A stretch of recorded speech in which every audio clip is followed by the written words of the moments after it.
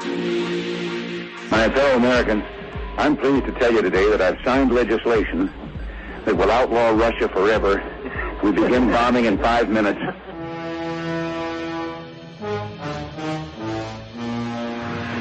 It is essential that our team learns to work with our new recruit, not against him. I'm a geek, walking down the street. Check the computer, the mainframe computer. I access the mainframe. At the end of this day, one shall stand, one shall fall. Time to find out. Welcome to Basically a Geek Show. Here are your hosts, Mike and Jack.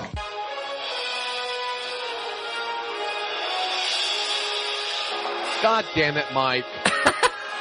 We're going back to the future! You've been waiting all week to do that, haven't you? Yes, I have. You fucking ass. I have, yes. This is episode 27. 28, actually. 28 of Basically a Geek Show. This is Jack, and he is now my sidekick, Mike, because he just is a fucking troll. I was debating between that and the Doctor Who theme. God damn it. But, yes, we're going to kind of expand on the discussion we had last week. We talked a bit about Warlords of Draenor, and, you know, we've talked about it before, but we're really going to get into the meat of it all now. We're going to touch into some of the canon or Warcraft lore behind it, seeing as, I believe a day or two after we recorded our last show, the cinematic trailer for the expansion was launched. Yeah. And with that came the release date. Congratulations. You were pretty much right on the money with that. Yep. Well, like I said, you know, they put the assets for the what do you call it, the anniversary shit, in the Draenor beta build, so it kind of makes sense from that point. Mm-hmm. But yeah, November 13th will be the release date of Warlords of Draenor. Mm-hmm. A lot later than all of us had hoped for. Some of us more optimistic looks for thinking, you know, June, July, August, maybe. Blizzard themselves said that part of the reason for the delay was evidently they hired more people. With the goal of speeding production up. Right. And but then evidently they forgot that they had to train them once they hired them. And so that kind of took a little bit. So there we go, November 13th. Indeed. We shall be traversing into the great beyond, the alternate universe, the alternate history, not time travel of Warlords of Draenor. It's time travel. Like, however you want to call it, whatever you want, it's time travel. I'm going to call it me giving you a fat lip. The trailer starts off 35 years ago. Now, it starts off 35 years ago when... But see, that's my point. 35. The trailer starts right off the bat, 35 years in the past. This is time travel. Well, it's showing the point of divergence. Mm-hmm. It's establishing its root as a piece of alternate history. Mm-hmm. But yes, let's get to it. So, you know, I realize that not all of our listeners might be, you know, versed in Warcraft lore. So I'm just going to give a brief summary of what happens in the main timeline, so that when we go into the trailer, you all have an idea of what we're talking about. Orcs are stupid. Orcs are stupid. Yes, that is consistent across all time streams. Orcs are stupid. But in the original timeline, Draenor is a planet that the orcs live on. It is their native planet, and they live alongside a group of Jewish space goats called the Draenor. Now, why do we call them Jewish space goats, Mike?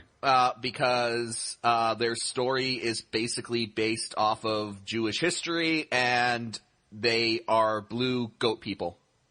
And didn't you say they also had kind of like Yiddish accents? They have Yiddish accents, yes. It's actually quite funny because each race in the game has sort of like their own built-in jokes.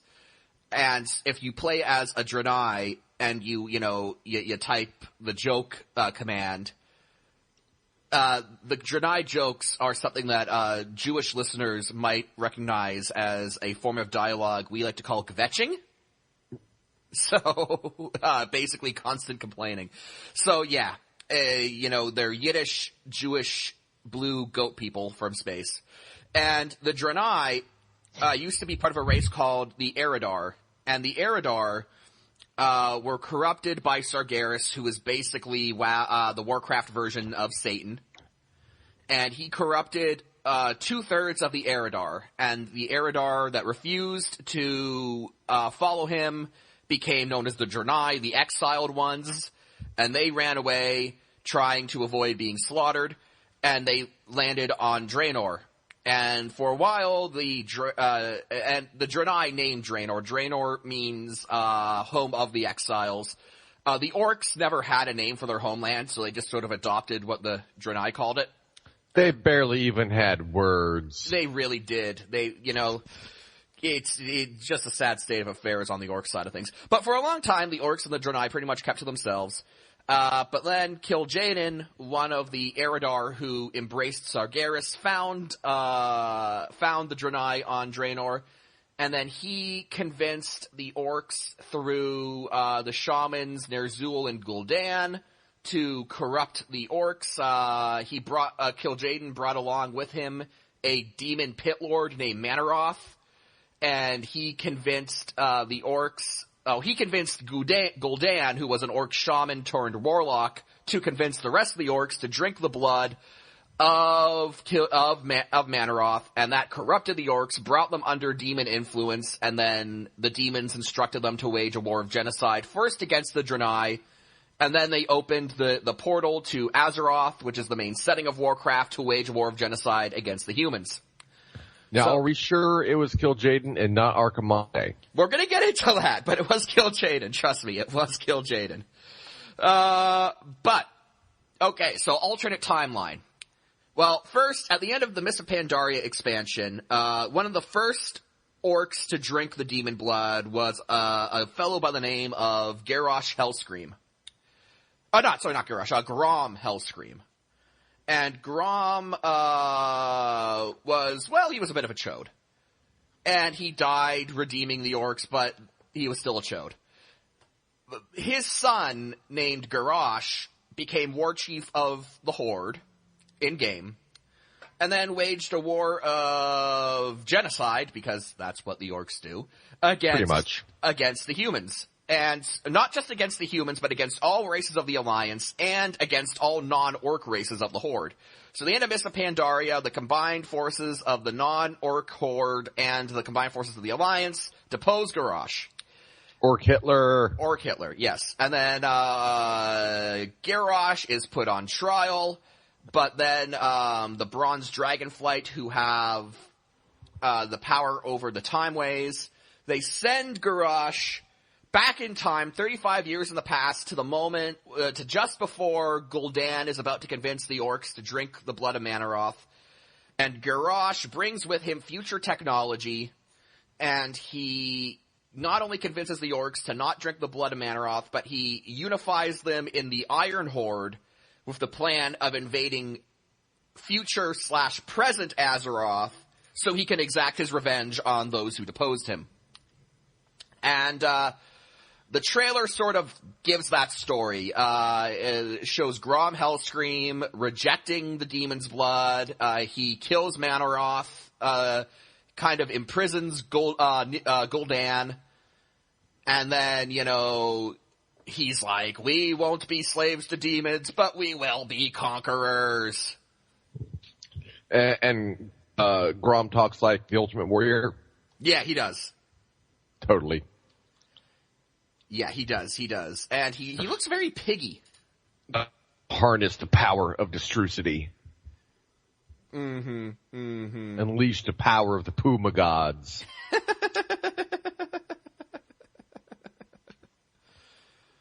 Yeah. It's an interesting trailer. There's a lot of hype for it because Blizzard does CGI cinematic trailers very, very well. They've got a good quality, the history of quality stuff. And so there was a lot of anticipation for this one. And I think both you and I had the same reaction. It was like, we were just kind of like, eh. Yeah, I mean, okay, now, artistically, quality-wise, it was everything you would expect from Blizzard. It was actually, I'd say in terms of the art style and the rendering and the visuals, I'd say it's probably the best one they've done.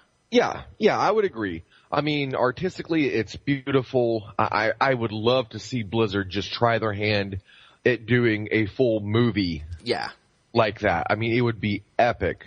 Now, I've heard a lot of mixed feelings on this trailer. Of course, there were about the Miss Pandaria trailer as well, which I actually kind of liked because it was kind of funny and, whatever. It was kind of funny, and at the same time, it told us really everything we needed to know about the expansion. I mean, I guess in a sense, this one is too.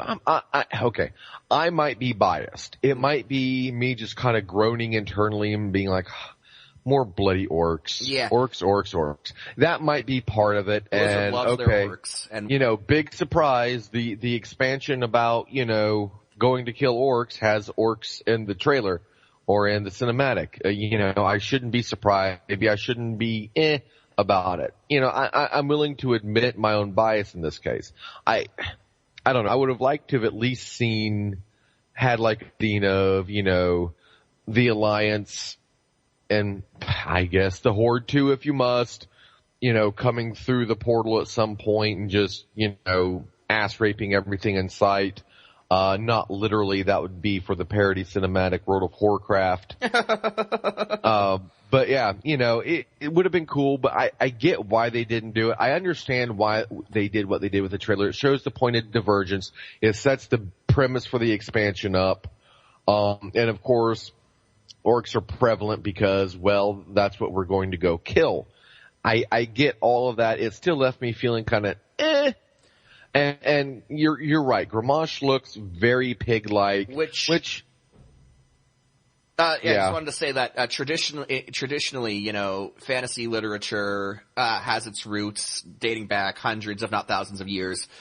And orcs are a very old staple of fantasy literature. And originally, orcs were depicted as pigmen.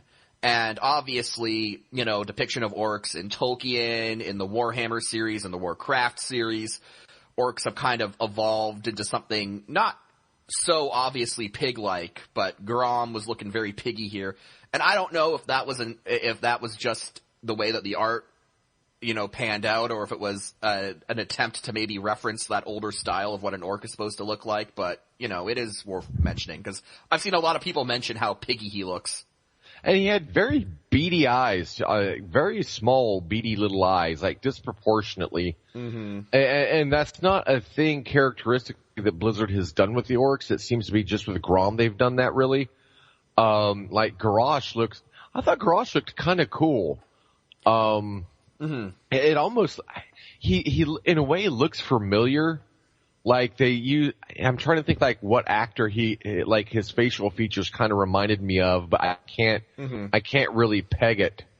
But I mean, it all looks really good.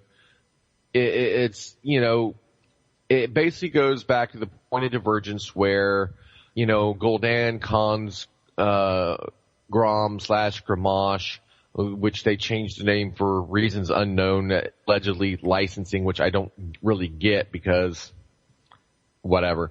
Anyways, where he had them drink the demon's blood, the fell Kool-Aid. And fell Kool-Aid, yes. Yeah, and in this alternate timeline, Grom has already talked to his son from the future, and when he's offered the tainted herpes-filled demon blood, he's like, yeah, I'm going to go ahead and not do that. Yeah, the original timeline, Grom is like eager, like Gul'dan's like, who's going to be the first to drink? And Grom's like, I will, and he drinks it. And then, but here, his son from the future's already like come back and warned him about it. So when Gul'dan offers it, he's like, so what's all this about? What's this all about, guy? Come on. So, yeah. That is most definitely interesting. My reaction from it came from the fact that we already knew this happened. At BlizzCon, when they announced this expansion, they said right up front, the point of divergence, Garrosh goes back in time and prevents his father and the rest of the orcs from drinking the demon blood. They said that has not been a secret. We've known that happens since day one of this. I'm going to do devil's advocate on this one and say, all right, well, look, like, okay, Cataclysm, which actually, opening cinematic-wise, and only opening cinematic-wise, is my favorite. But, I mean, we knew Cataclysm started at the point Deathwing, broke free from within the earth and flew around all over the planet just wrecking shit. But yet in the cinematic, that's what you see. Even though we already knew that happened. Burning Crusade, well, you knew Illidan was going to be in there. And I believe Illidan was in the cinematic for that, and it showed the Burning Legion and all this other shit. Illidan was there being emo, because that's what he does. But you still seen that. And Wrath of the Lich King, I mean, you knew it was about Arthas and all this other shit, and yet it still shows him doing his thing. So, I mean, and the only one that really showed something that we didn't kind of like know had happened or whatever was Pandaria, because that was almost kind of like, I don't know, maybe it's supposed to be like the first Alliance and Horde soldiers to set foot on the island, maybe, or something. And kind of like what went down with that encounter, maybe. Which they later on released kind of like a follow-up. An epilogue to that where it shows the human and the orc drinking in a bar together like, I don't believe the shit I just seen. And they'd forgotten all about killing each other, and they're just getting drunk and questioning their sanity. Yeah, the human's like, so it was a bear? Yeah. And the orc's like, with a hat! Yeah. Again, it's why the Pandaria cinematic got a lot of shit. Oh, it's Kung Fu Panda and Dark. I liked it. I mean, I liked the expansion. I liked the cinematic. Mr. Pandaria is it's weird. Mr. Pandaria seems much maligned, but if you actually ask anyone who's played it, they generally admit, no, it was good. Yeah, and the thing is, okay, now this new cinematic, it's gotten mixed reviews. I mean, you've got the people like me and like who are kind of like, the thing is though, and it's like, okay, with Cataclysm, yeah, the trailer was just Deathwing blowing shit up, but that was sort of the be all end all of that story. Deathwing invades and blows shit up. Right. But we've got an alternate timeline here. There's so much more to explore. I would have liked to have seen something maybe with the orc assault on the Draenor, or maybe even Nethergard, the besieging and destruction of Nethergard Keep. Maybe. Now, there are unfinished cinematics in the beta, and you might get to see some of that, maybe. I don't know. I mean, like, the thing, I think the target demographic for this audience are the old, like, hardcore players from BC and shit like that. And cause I notice, just poking around on the YouTubes and the whatnot, that those players think this is badass. This is Warcraft getting back to its roots. This is, as Blizzard likes to say all the time, putting the war back in Warcraft, and yet they never really seem to. It's getting Warcraft back to its roots by changing the root story? Yes. Okay. I mean, no. I mean, yes. I mean, we don't even know anymore. No, but something I wanted to point out is that for the longest time, Horde fans, specifically Orc fans, would defend the Orcs as a race, saying, you can't blame them for the genocide of the Draenor because they were under the influence of the demonic blood and whatever. Well, that they chose to drink. Which, they chose to drink. Yeah, no one's, even in the original timeline, you should have been able to look at Gul'dan and figure out this guy's not on the up and up. Yeah. I mean, he's not exactly subtle. He's all hunched over in his evil-looking warlock garb, being like, drink. Yeah, it's like a guy selling Rolexes out of the back of a 72 Chevy van in a back alley in New York City. Yeah. I mean, something's up with this shit. Yeah, Come on. Yeah, Gul'dan, he's got like red glowing eyes, he's in like this evil warlock outfit, and he's like all hunched over and like all Palpatine looking, and he's like, drink, hell, scream, ah. Even before Garrosh showed up to, warn them about this, someone should have been like, guys? Yeah. Something about this doesn't seem kosher. Yeah, exactly. I mean, it doesn't take a rocket scientist, but yeah, a lot of people said, oh, well, they were under tainted influences, and, Mike and I have said on the show a few times, well, okay, well, in Pandaria, fucking Orc Hitler, Garrosh, which Blizzard knows he's Orc Hitler. They even named the last wing of his raid Downfall, which is kind of a misnomer because they did not once do a fucking parody rant, and that pissed me off. Yeah, I wanted to see the Hitler rant parody with Garrosh, where he's got all of his generals around, and like they could make Saurfang, who's one of the orcs who doesn't like him, they could have made him Phagoline. Yeah. Eitrig is Yodel. Shut up, Baldy! I object to you objecting to my plan to plan! But, yeah, But yeah, but between Garrosh, trying to wage another war against the Alliance, and the fact that in this new timeline, the Orcs are still trying to kill the Draenei, even without the influence of the demon blood, Orcs, just fucking assholes. Yeah, I mean, cause, when Garrosh was running the show, he got a lot of support from other Orcs. I mean, not all of them categorically fell in line, no. I mean, all the Germans didn't fall in line with Hitler either. But, this just shows that Orcs don't need demon blood to go on a rampage. And now Blizzard is reinforcing the point with this expansion. They are deliberately saying, okay, no, they have not drank the blood. And yet you have, Grom saying, okay, well, we're not going to be slaves, but we're still going to be dickholes. Mm-hmm. And then, through the portal they go, hi ho, hi ho. And so, I mean, this whole noble savage thing, is quickly falling apart and being just left with the actual noun here instead of the adjective. They're just savages. Mm-hmm. Indeed. I mean, you look at the, even in the original timeline. What happens is Kil'jaeden goes to Ner'zhul, who's sort of their spiritual leader, and says, hey, those Draenei guys, they're plotting against you. You should go kill them. And the Orcs just believe it, even though the Draenei have done nothing at all to show that they have any ill intention towards the Orcs. They're just standing in line for their coffee. Yeah, exactly. And they're not fucking with anybody. Mm-hmm. No, and it's just, there are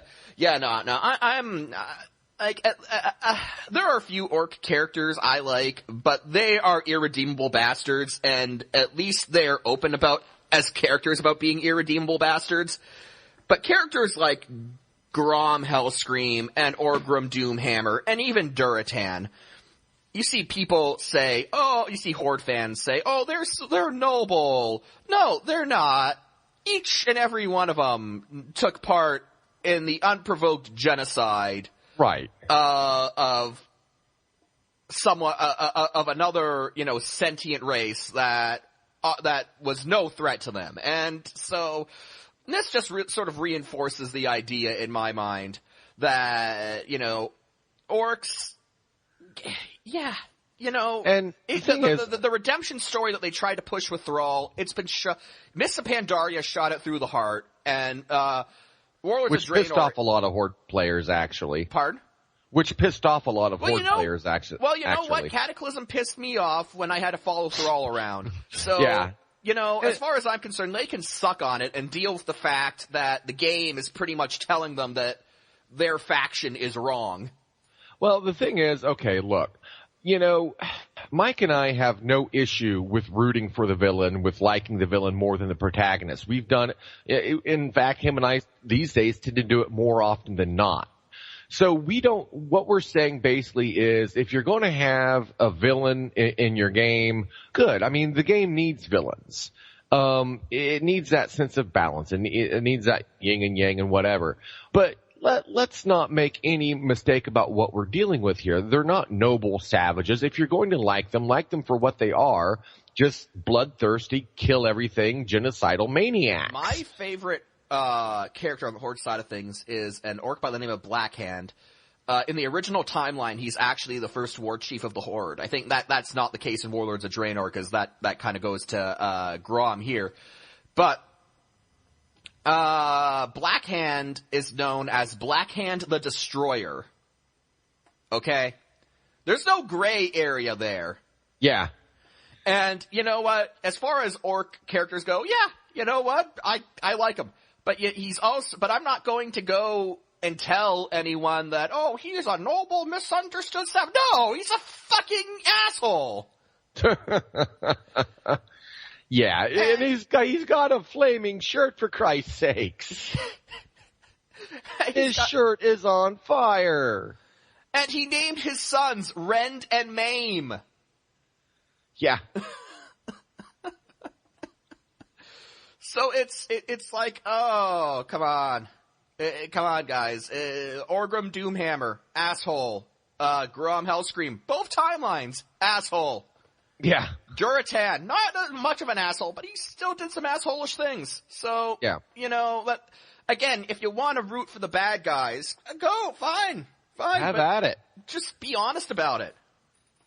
Yeah, have at it. Like, on the forums, the Horde players that I can, be like, yeah, I get what you're saying, are the ones who say, you know what, I kind of liked having Garrosh around because he was a good counterweight to the Alliance. Mm-hmm. And everything was very clear cut, and, it offered more of kind of like an alignment choice for the players. You could choose to be the Alliance, who are the quote unquote good guys, so the Alliance still has their share of shady people, or you could be the much more clear cut choice of the Horde, which were just undeniably assholes and ran by a genocidal fascist maniac. And you know what? That's a good choice to have, in my personal opinion.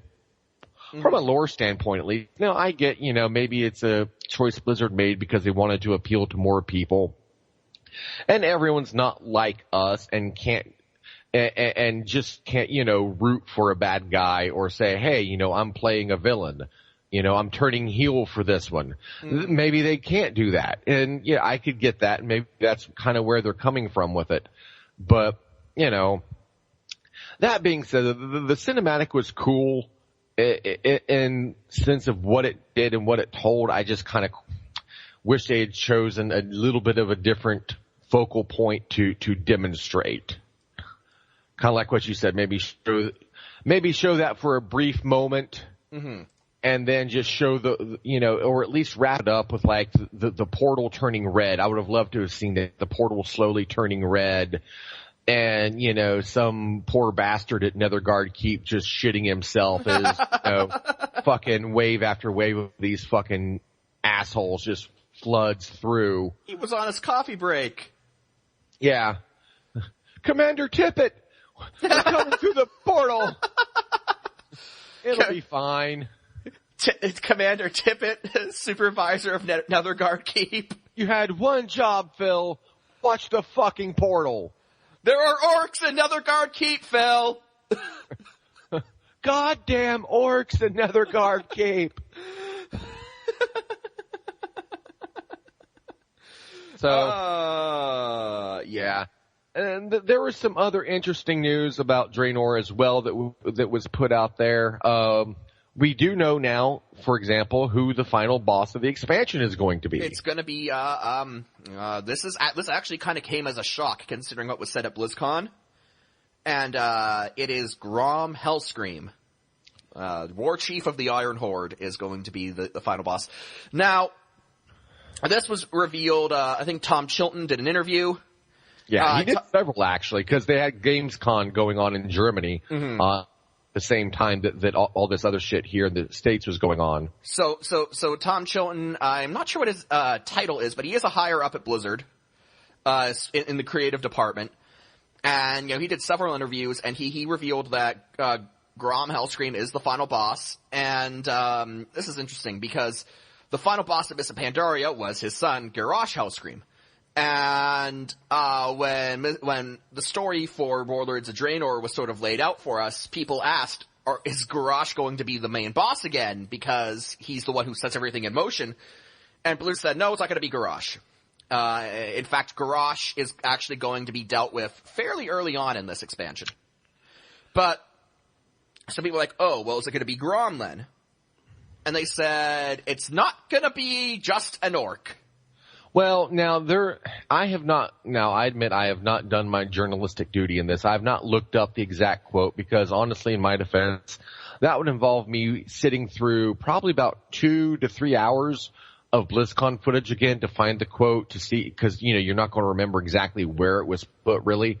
So I don't know whether some people say that they said it was not going to be an orc, and then other people are saying, well, no, the actual quote was not just an orc, which you can take to be different things. I mean, not just any orc, Grom Hellscream, super orc, or as in like the plural sense, an orc and something else, not just an orc, or not just any old orc, and he could be like fucking fell roid raged by that point or some shit, because Tom Chilton did say, and this is what kind of, when they first said Grom is going to be the end boss of the expansion, the movie Beowulf from, I think it was like 2005 kind of said it all on that, when Beowulf's like, must I hack down an entire family tree of demons? Mm-hmm.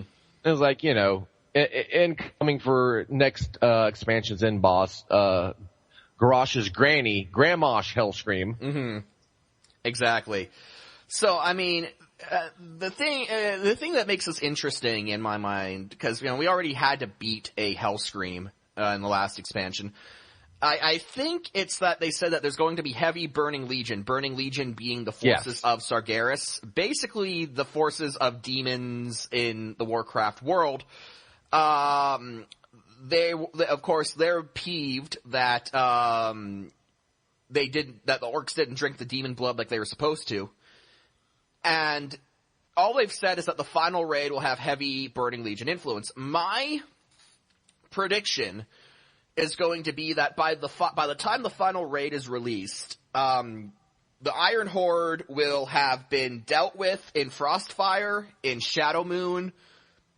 Their factory in Gorgron will have been dealt with. And so by the end of the expansion, the Iron Horde's going to be in a real tough place, and I think maybe by the end of it, Grom calls up Gul'dan and was like, "So about that demon blood offer." Yeah. Basically, he's going to be backed into a wall, and he's going to end up drinking the demon blood anyway.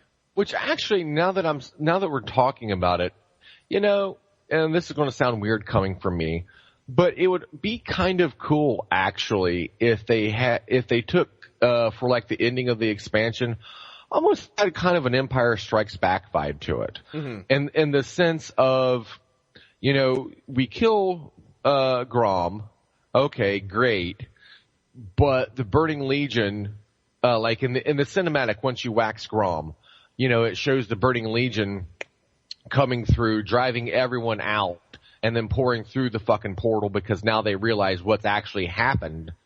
Oh, okay, so this is why our plan to get the orcs on our side fucked up. These idiots from, a different timeline came in and fucked with our shit, and then they come through the portal. Mm-hmm. And then it just leaves on that note. That would be interesting.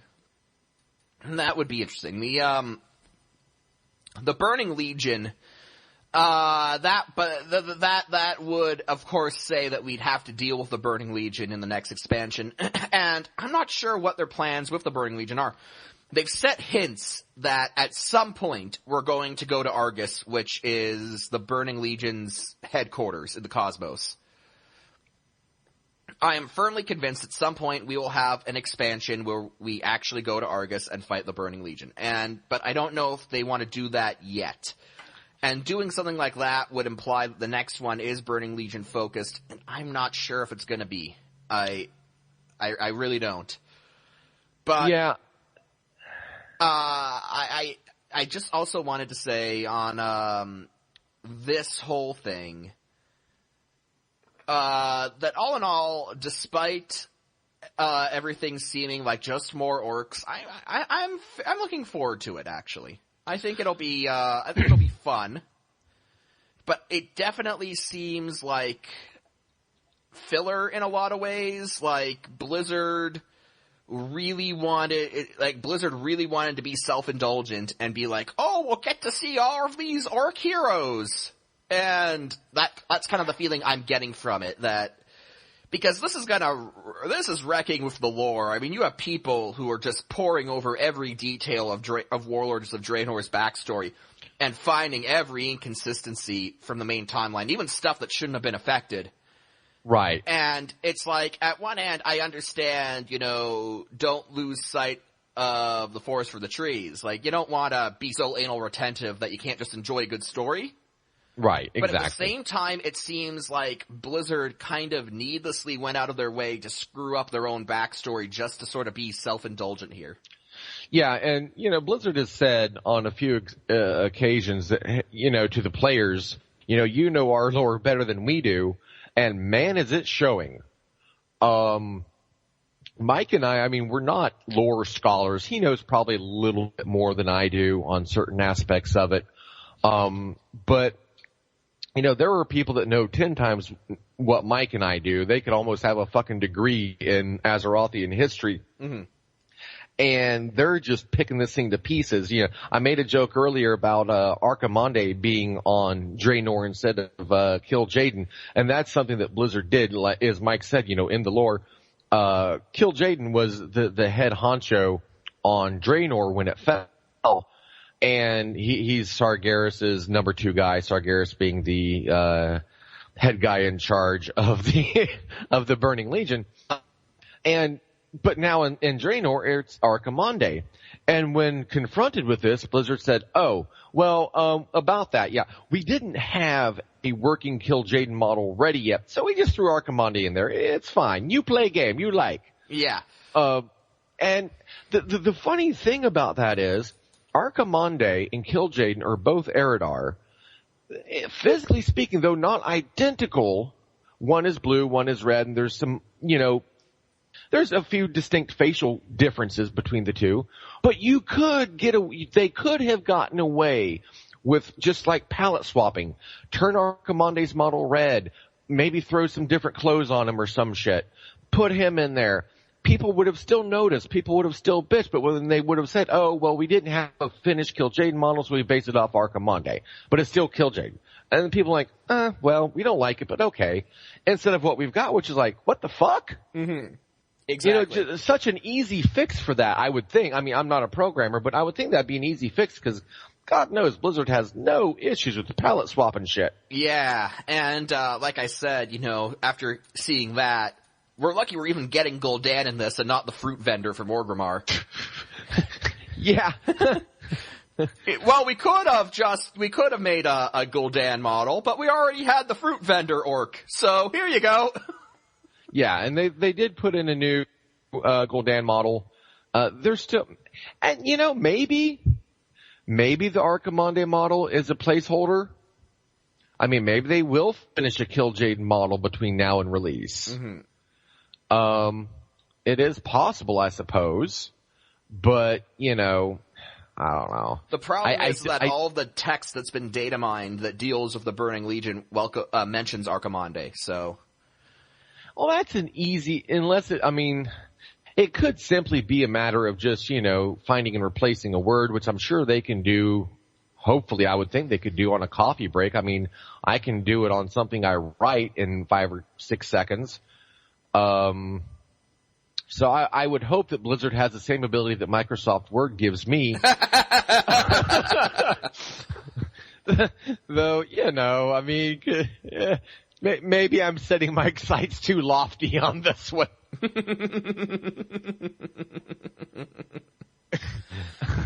Yeah. For too much.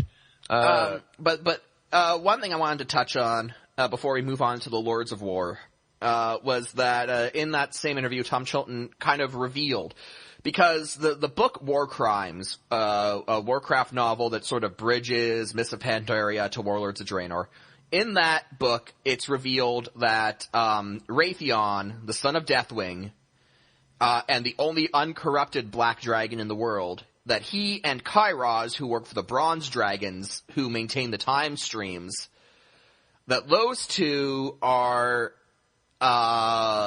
were the ones who were working to free Garrosh and send him back in time. And people were speculating what the reason could be, and Tom Chilton gave his answer in this interview.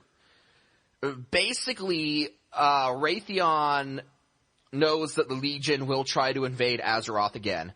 And so he had this plan to go back in time, stop the Orcs from drinking the demon blood, and forge them into an army that could actually fight the Legion. Right. And to do this, he sent the bitter sociopath Garrosh Hellscream. Because why not? And then Garrosh Hellscream betrays them when he instead uses the newly unified Iron Horde to get revenge instead of actually fighting the Legion.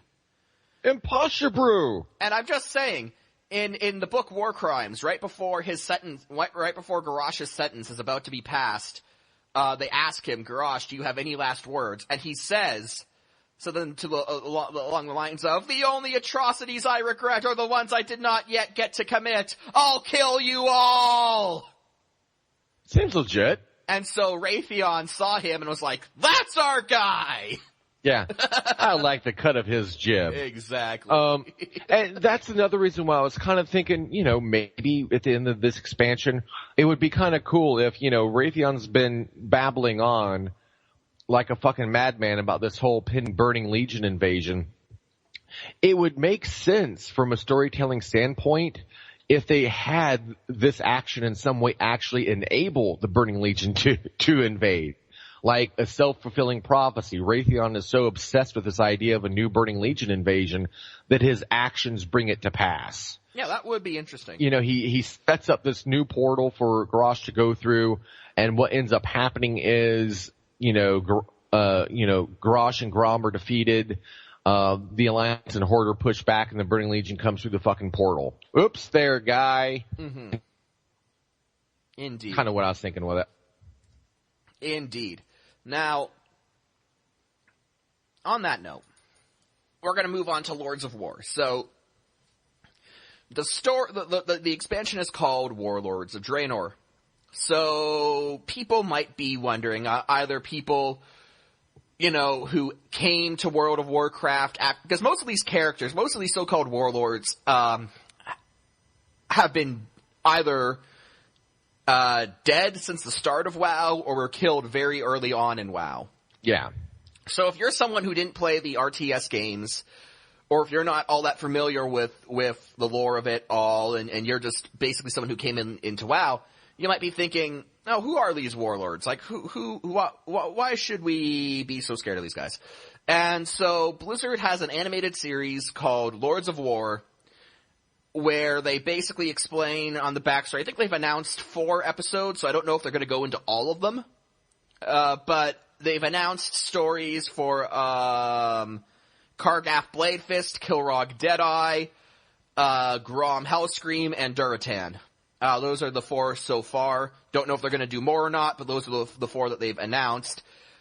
And it's going to be set up in a framing device. You see, during the First War, when the Orcs, in the original timeline, when the Orcs first came, they came through the Dark Portal, and they sacked and destroyed the Kingdom of Stormwind.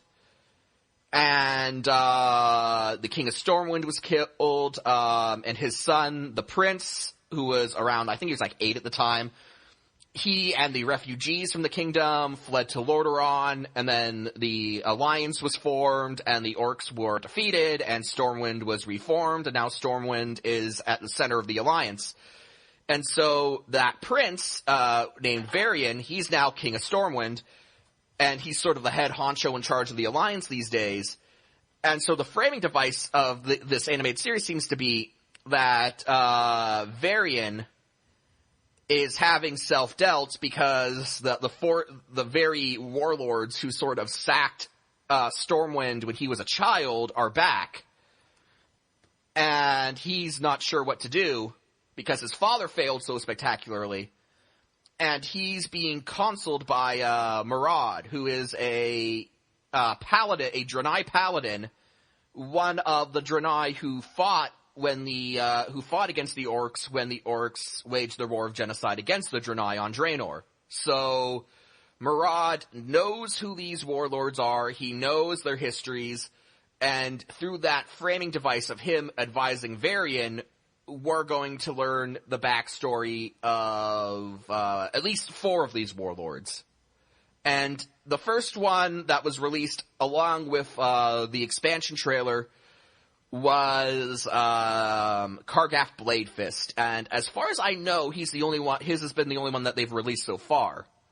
So, yeah, I checked today, or at least late last night. I believe I checked today's too, and yeah, that's the only one so far.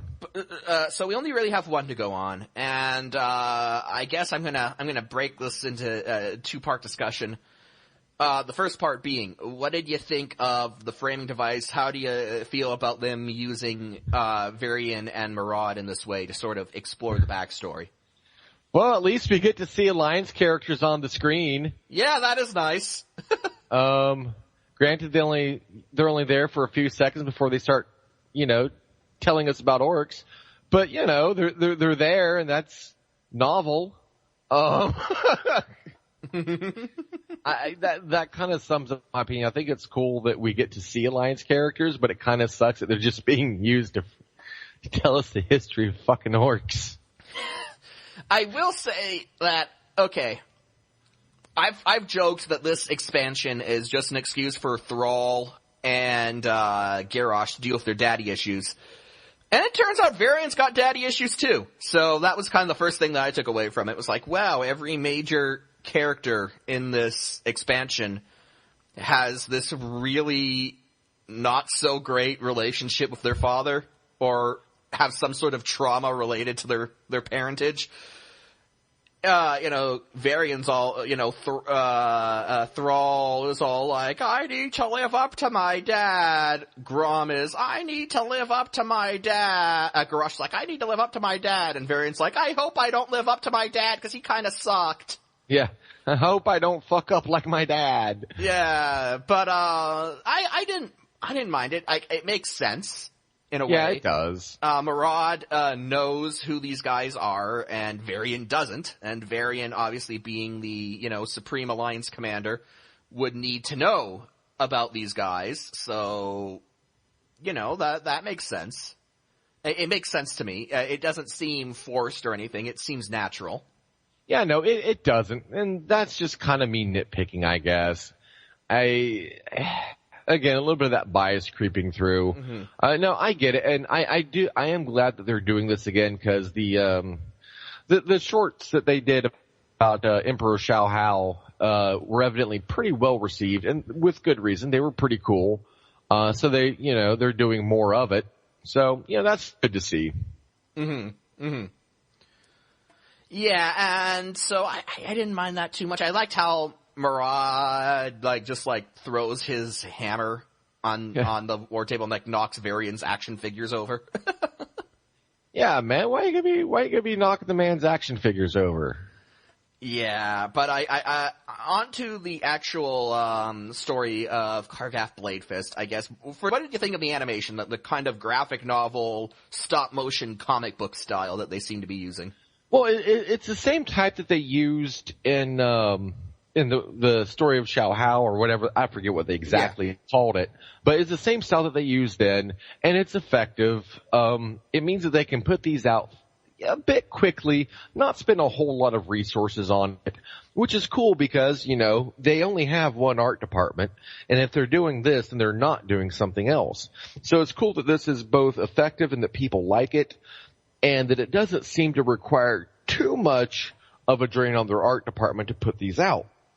And they seem to be able to do it relatively quickly, like one every few weeks. So that's awesome.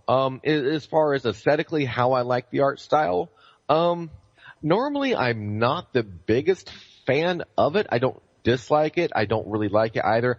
I'm paying more attention to the story than to the artwork, which is, I guess, probably partly what their aim is kind of at, I guess.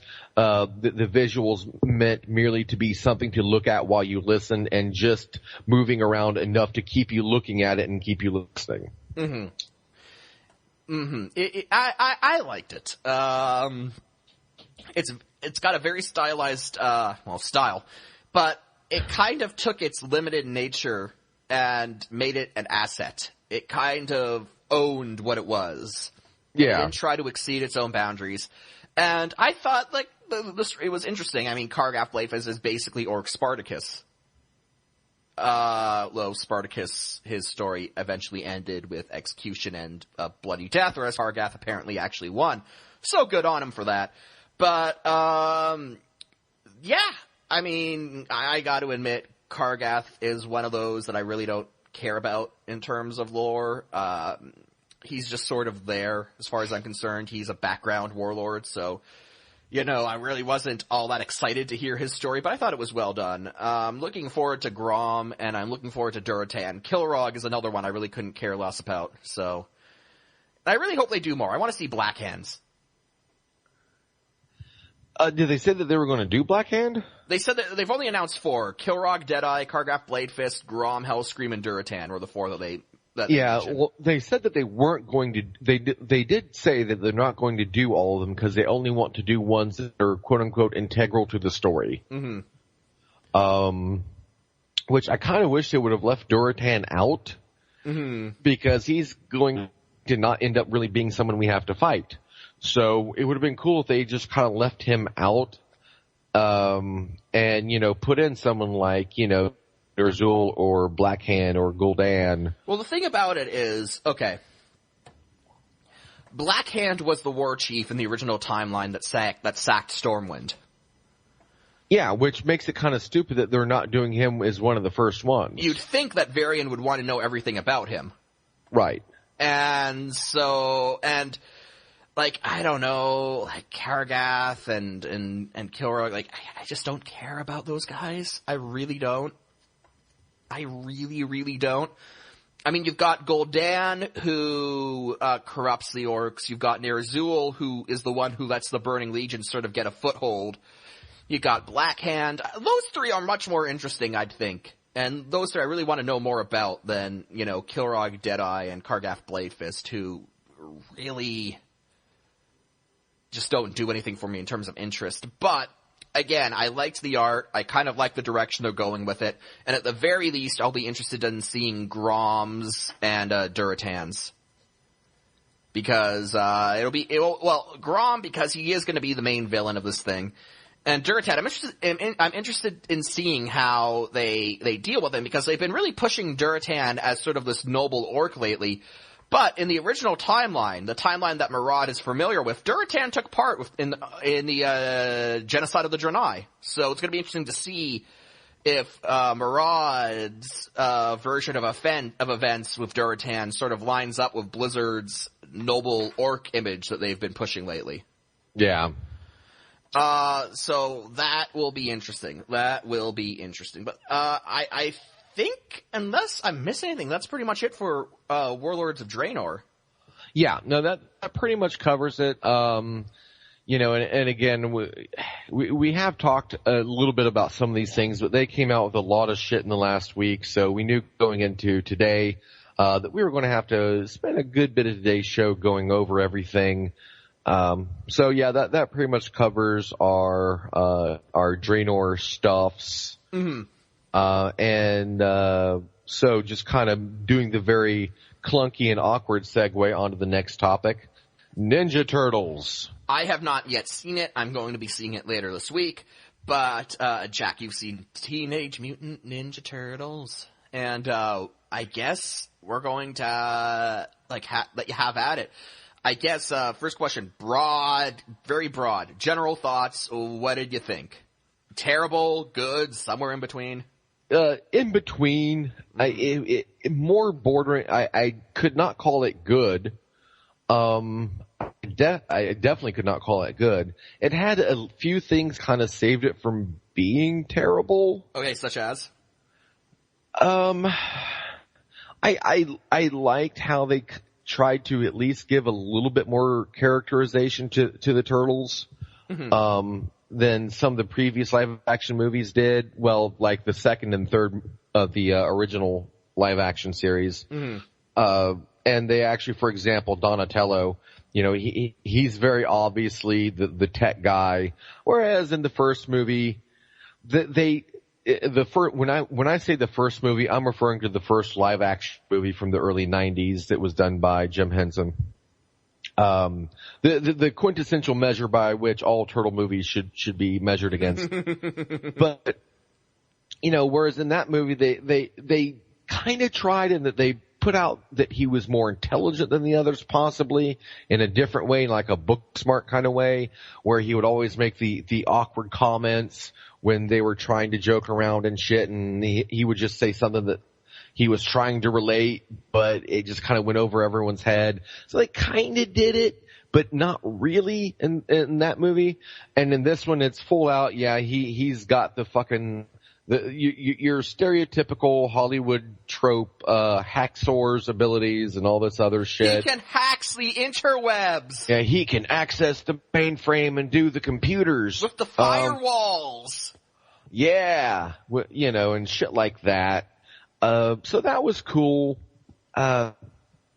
Splinter, they did some cool things with Splinter in the sense that he actually fights and he's actually good at it.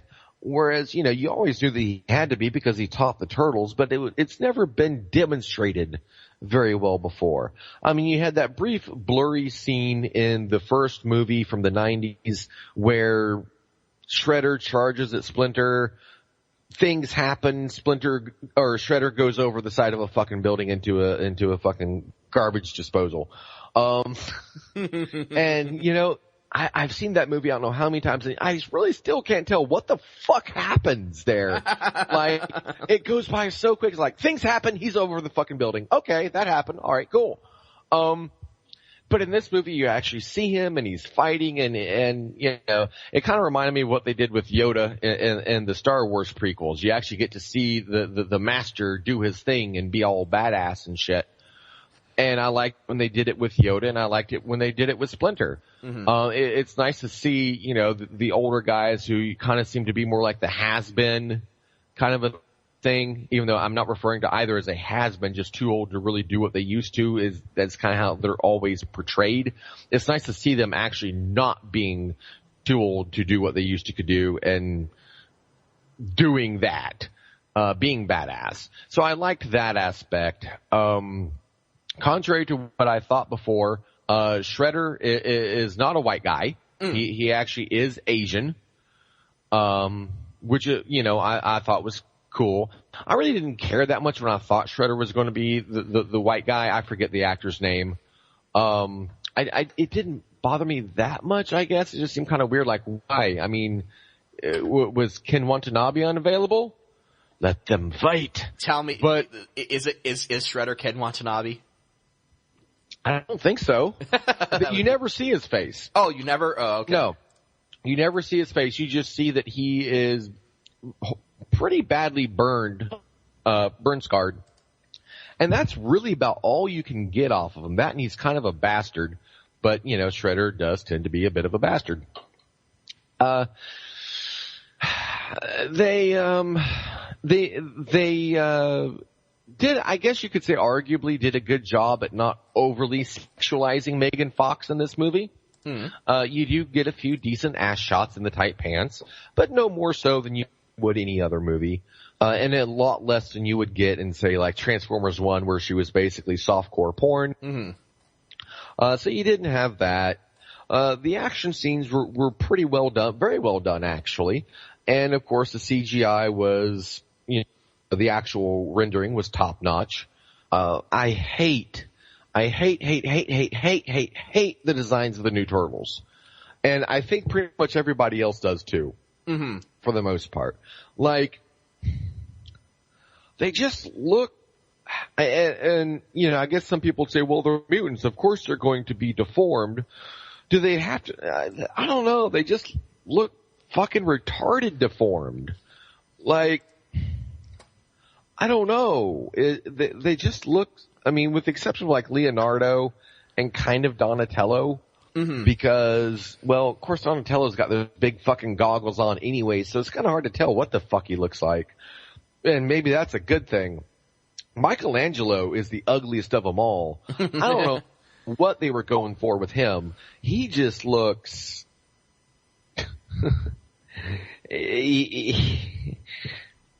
he looks just flat out fucking weird and retarded. I don't know how hideous. Mm-hmm. I don't get why that, who thought these looks were a good idea. I don't know. I've thought that, from what I've seen the trailers, it seems that they look very hunched over. Not really. They're actually very physically imposing, mm-hmm. especially Raphael. Mm-hmm. Which I did kind of like that, that aspect of him. But no, they're like, okay, in the first movie, you know, the Turtles were actually kind of short. You know, they were like, you know, maybe 5'5", 5'6" looked like, if I had to say. But in this movie, no, they're pretty fucking tall. I would say about my height, which, you know, I'm like 6'7". Mm-hmm. Raphael, I'd say would be a good maybe 7 feet possibly. And they each have kind of like a different frame to them. Donatello's a bit not scrawny, kind of skinnier. Raph is just huge and bulking. Leonardo is more like the super fit, semi-bulky athletic type. And Michelangelo is kind of the shorter one. But, you know, they at least gave them, you know, they didn't use the cookie cutter approach that the Turtles have had with their appearance forever, which I thought was pretty cool. That's one thing they did right. Characterization wise, they fucked up Raphael. How they fuck up Raphael? Okay, so Raph has always been like the kind of asshole of the group, you know, not so much the asshole, kind of like the likable asshole. Mm-hmm. And it was just always an understood thing that's just how he was. He wasn't really that much of an asshole. He just expressed himself differently and thought differently. He had more of a prideful, stubborn streak than the others did. And that was just something that never needed to be said. It was shown through his actions. Mm-hmm. And you got it. Well, in this movie, they fuck it up. Like, okay, at the end of the movie, spoiler alert, derp derp. At the end of the movie, you know, this tower's falling over and they're all on it and they're all like, oh my god, we're gonna fucking die.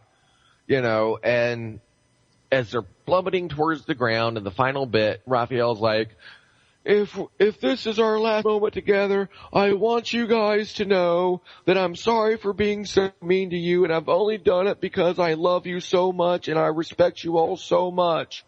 What? My God. They fucked him up. Like, you know, they could have, if they wanted to have that moment and maybe have it make the same impact without ruining the character, they could have said, you know, guys, you don't suck nearly as bad as I thought you did. Or something like that. I don't know. You know, I didn't write the fucking movie. They didn't pay me to write the fucking movie, though they should have. I probably would have done better, though they probably would have had me remove a bunch of the dick jokes. But, you know, and to me that just really, I'm like, my God, you know, they fucked up Raph. I don't know. Like, okay, in the first movie, there's where Raphael got the shit kicked out of him and, you know, he's laying there and he's almost dead. And you know, when he comes to and Leonardo's like, oh my God, Raph, you're awake. And Raph's just like, Leo, relax, will you? You know, it was just kind of like, yeah, chill out, I'm here, whatever. But you could tell in the tone of his voice that he was happy that his brother was glad to see him back and all the other shit. And there was that, it was conveyed through tone and mannerism. Even with fucking animatronics from the 90s, it was better conveyed than with the fucking Hallmark moment mush that they had this, you know, super high rendered, articulated, whatever the fuck you want to call it, CGI model blurred out, vomit out in the last few moments of this movie. And, you know, Raph has always been my favorite turtle. I find him relatable. But and they just fucked him up. And it kind of pissed me off. Now, Michelangelo, they got pretty much, for the most part, spot on in terms of personality. Donatello, Leonardo.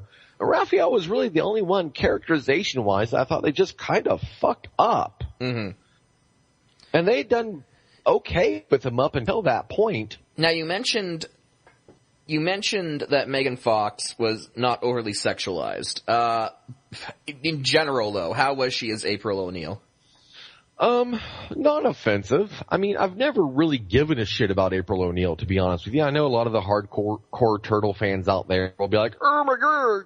I've never really given, she was always just kind of there to facilitate the story. She was kind of like, you know, a plot mechanism, in as much as turtles have ever had a plot. She was a plot mechanism. She was kind of like the link to the outside world that they could learn about things and act on them. She was the device that, you know, well, how do the turtles know about such and such and such and such? Oh, well, April O'Neil knows, and she's a fucking newscaster, so her nose is up everybody's fucking ass, you know. And so it worked like that, and they kind of kept that dynamic alive here too, with a little bit of expansion on it. Like in this movie, the turtles were her pets as a child, basically. Really? Her father had been working on a research project with this guy. His name in the movie is Sax. Who turns out to be the guy who's working for Shredder. Okay. The white guy that we thought was Shredder initially, or that I thought was Shredder, was working with him to develop this mutagen, and April's father thought it was like a thing to cure all disease, whereas the bad guy was making it as an antidote to a disease that he wanted to unleash on New York to kill everyone and then say, hey, I got the antidote, pay me all of your monies. Or as he said in the movie, and that will make me just, and he pauses, stupid rich, which I thought was kind of funny. That was one of the better moments of the movie. But yeah, in this movie, the turtles were her pets. It shows her, you know, on like a film clip that she had taken when she was a child, you know, naming the turtles, and they all had like little color-coded dots on them, of course, that were painted on. Really? Yeah, because they were test subjects for the mutagen. Oh, so that was how they pulled apart. And, you know, but there was a fire started in there, which was caused by actually April's father. When he learned what was happening, he decided to torch the whole fucking place. And so she actually, and for some reason, this is kind of like one of the plot holes. Like, she's never like, well, I guess to an extent, at one point, she kind of had that aha moment where it's like, oh yeah. But, you know, you would think you'd remember that. Indeed. And, like, it just seemed like she really didn't remember it until she's, like, looking at these videos, and then, like, she goes down in the sewers, and after she watches the videos, she kind of draws the connection in her mind as to what happened. But you would think she would get it before them, because, like, throughout the entire first, like, half hour of the movie, she's like, oh my God, these seem to be turtles. How could this possibly be? And it never occurs to her until she looks at that shit. Oh yeah, my father was in top secret experiments with mutating fucking turtles. You know, duh. But yeah, as far as what I thought of her portrayal of April O'Neil, I thought it was fine. Is Casey Jones in it? No. sadly. And he was next to Raph, he was my favorite part of that first movie. Casey Jones is the Canadian Jason Voorhees. Casey Jones is fucking awesome. Fucking love him. And I always liked the cartoon too. He was always pretty fucking hilarious. But yeah. So it was a decent movie. Again, it had I don't know. If you can catch it at the matinee price, like if your theater does a thing where, like, you know, on a weekday or a Sunday before X hour, you get in for like $3 or $4 like ours does, then yeah, you know, it's worth it if you don't buy popcorn and just, you know, fucking smuggle in some stale pork rinds or some shit. Then it's worth it. It'd be worth a Redbox rental maybe, or just catch it on FX for free in a few months. Shredder, you know, a lot of the things that have been said about Shredder is he's a robot made out of knives.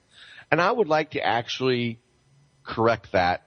It's a guy in a robot suit that is made out of knives. I don't know. It's like they shoot out of his hands. From what I've heard, it's like knives just materialize on his body. It seems to be even more absurd than that. It's almost like he shoots them out and they come back. And they just perfectly dock back into place on his suit. And he throws them again, it seems like. But they only show them like doing the boomerang thing and coming back and like once. And it's very quick. And it's kind of easy to miss, or maybe I'm just imagining that it happened.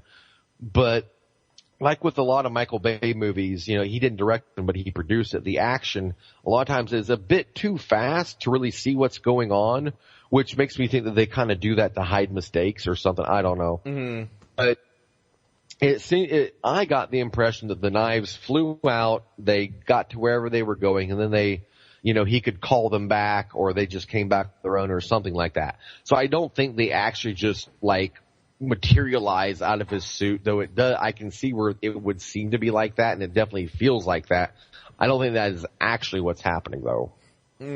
I've also heard that he looks a lot like Megatron from the Transformers film series. Yes. Well, not a lot, but there are definite similarities. There there. It could almost have been like a thing from a Transformers movie where a guy's like, hey, you know, what if I could make a suit out of this shit? And behold, I am Shredder-tron. And, you know, doing that shit. I could easily see that being a thing. It does have that Michael Bay look to it in a lot of places, with the way the action is done and how some of the shots are done. It's not overly prevalent. It doesn't, like, I don't know, Battleship had a much more Transformers-esque look to it than this movie does. But you can still see similarities there, here and there with it. Mm-hmm. It's not to the movie's detriment, necessarily. I mean, the movie still kind of has its own feel. Or maybe it's just a feel to the movie that applies well to the source material. But it doesn't hurt the movie any. That's not one of my gripes about it, really. Okay. But you mentioned plot, and you're telling me about the plot last night, and I gotta say, it sounds super generic. Like Shredder, you mentioned the plan is kill everyone in New York with a disease, and then sell the antidote to the rest of the world. Well, okay, there's two ends of this plot. Mm-hmm. There's the Shredder end, and then there's I think his name's Paul, character's name, or something. Then there's his end. Shredder wants to control this antidote to basically bring the world to its knees, and him become supreme ruler of all of the things. And Zax wants, in his words, to become stupid rich. And hey, you know, the man calls it what it is. He's like, yeah, I just want stupid rich. and this is how I'm going to do it. And, you know, I can respect that. I have no issue with that aspect.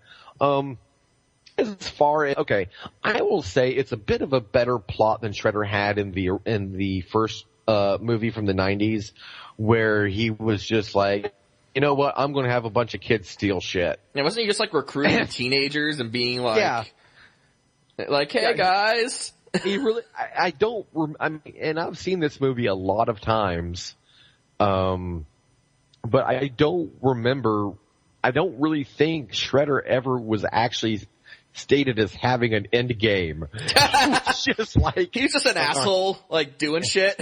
Yeah, he just had these kids fucking stealing shit for its own sake. And I mean, I guess he was trying to make money, like start this organized crime empire or something, which for me, like, it always kind of seemed kind of petty of Shredder. You know, now he's like an up and coming crime lord in New York, as opposed to, you know, trying to take over the world. So I'll give the nod in that sense to this Shredder, because at least he's up there with like Bond villain status now. Mm-hmm. I mean, the man's got an end game. He's got a plan, and it's not just having fucking kids steal stereos. You know, it's something. And encouraging underage smoking, of course. Of course, yes. So, you know, at least it's not that anymore. Don't smoke, kids. They kill you with pleasure. Be a survivor, don't smoke. But, so yeah, I mean, there's that. It's, I don't know. It's not it's like you said, it's kind of generic, but a generic Shredder plot for a Turtle movie is actually a step up. Mm-hmm. I mean, I'll say in terms of like the villain aspect of things, the Turtle aspect, this movie was a step down. But villain-wise, this movie was a step up. Because Ninja Turtles 2, the only other one that I really remember, I've watched the third one. Like, they go once. back in time to like, feudal Japan. Yeah, and I watched it, and I think I watched all of it. I don't know. That would have been like within the last maybe 5 or 6 years that I would have watched that. And because I didn't see it in the theaters, because I remember, because my mother, when I was a kid, I'd never really been into the Ninja Turtles. And the movie came out and she's like, hey, you want to go see the Ninja Turtle movie? And I'm kind of like, yeah, sure, why not? You know, whatever. And we go see it, and both of us, her included, you know, really fucking liked it. And that was actually what got me kind of into the Turtles to begin with. It was that movie because it was awesome. And we went and seen the second one where Shredder's endgame plot is raw revenge. Okay. The second one also had Vanilla Ice in it. Goddamn Vanilla Ice. Is Vanilla Ice in this one? Not that I noticed. Is there a ninja rap in this one? Not in the sense of it was in the first movie where it was like the sound. Of course, I really didn't listen to the soundtrack because I knew it'd be kind of rappy. Go ninja, go ninja, go ninja. I'm fundamentally genetically allergic to rap. I have, for the listening audience, I have a medical condition. It's called fuckets. And some things cause my fuckets to act up. And rap is one of those things. Like, if I'm exposed to rap for more than a couple of minutes at a time, I will start spouting horrible things that you never want to hear at people. And I will do anything necessary to make it stop. If this means, you know, I don't know, putting a puppy in a blender, I'll do it just to make the rap stop. So, you know, to my knowledge, there's this one scene where they're going, this is before the final fight with Shredder, which, surprise, takes place on top of a building. You know, they do this kind of impromptu, improvised rap thing in the elevator on the way up. That sounds horrible. It's it's not really. It's kind of cool in the sense. It's not cool for what they're doing. It's cool in the context from a characterization standpoint, because up until that point they'd pretty much done nothing but bitch at each other. And this is kind of like the moment where they realize, okay, let's actually try to work together for a change, kind of a thing. And this is where Raph's kind of stops telling Leo to shut the fuck up every time he says something. And he's like, no, you're the leader, you tell us what to do. Which I thought, I did not contribute that to the ruining of Raph, because even in the first movie, Raph realized, hey, he is the leader for a reason. I have my thing, he has his, and I'll follow him so long as it suits me to do so. And that's cool. In the context of the scene, it worked, and I actually kind of liked it. It worked for what it was. Okay. Now, one thing that reminded me of, the last scene, like I said, does take place on top of a building where they fight, the final fight. I thought it would, and this is kind of funny, in the original movie, when I first seen it, I was kind of upset that they didn't have the Turtles beat Shredder, that they had Splinter do it. Mm-hmm. And now, 15 years later, however long it's been, 91, 2001. It's been 20. Oh, Jesus Christ. Okay, yeah. So 20 years later.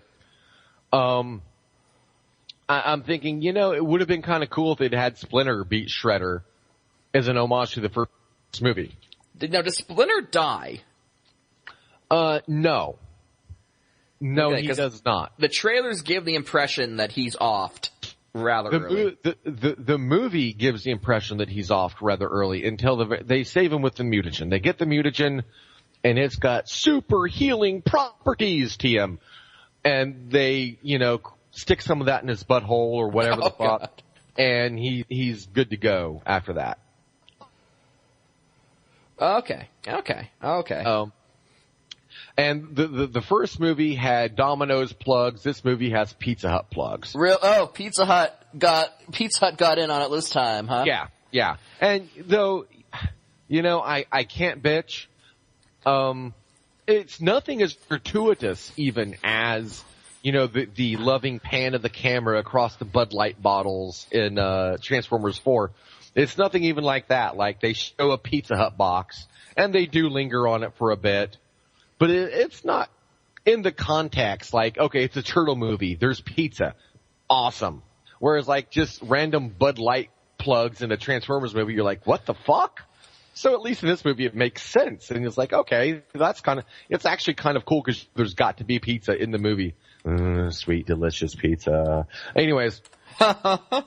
So, it works, and it was Pizza Hut, and it's like, okay, well, there's one change I noticed, but whatever. Pizza Hut's good.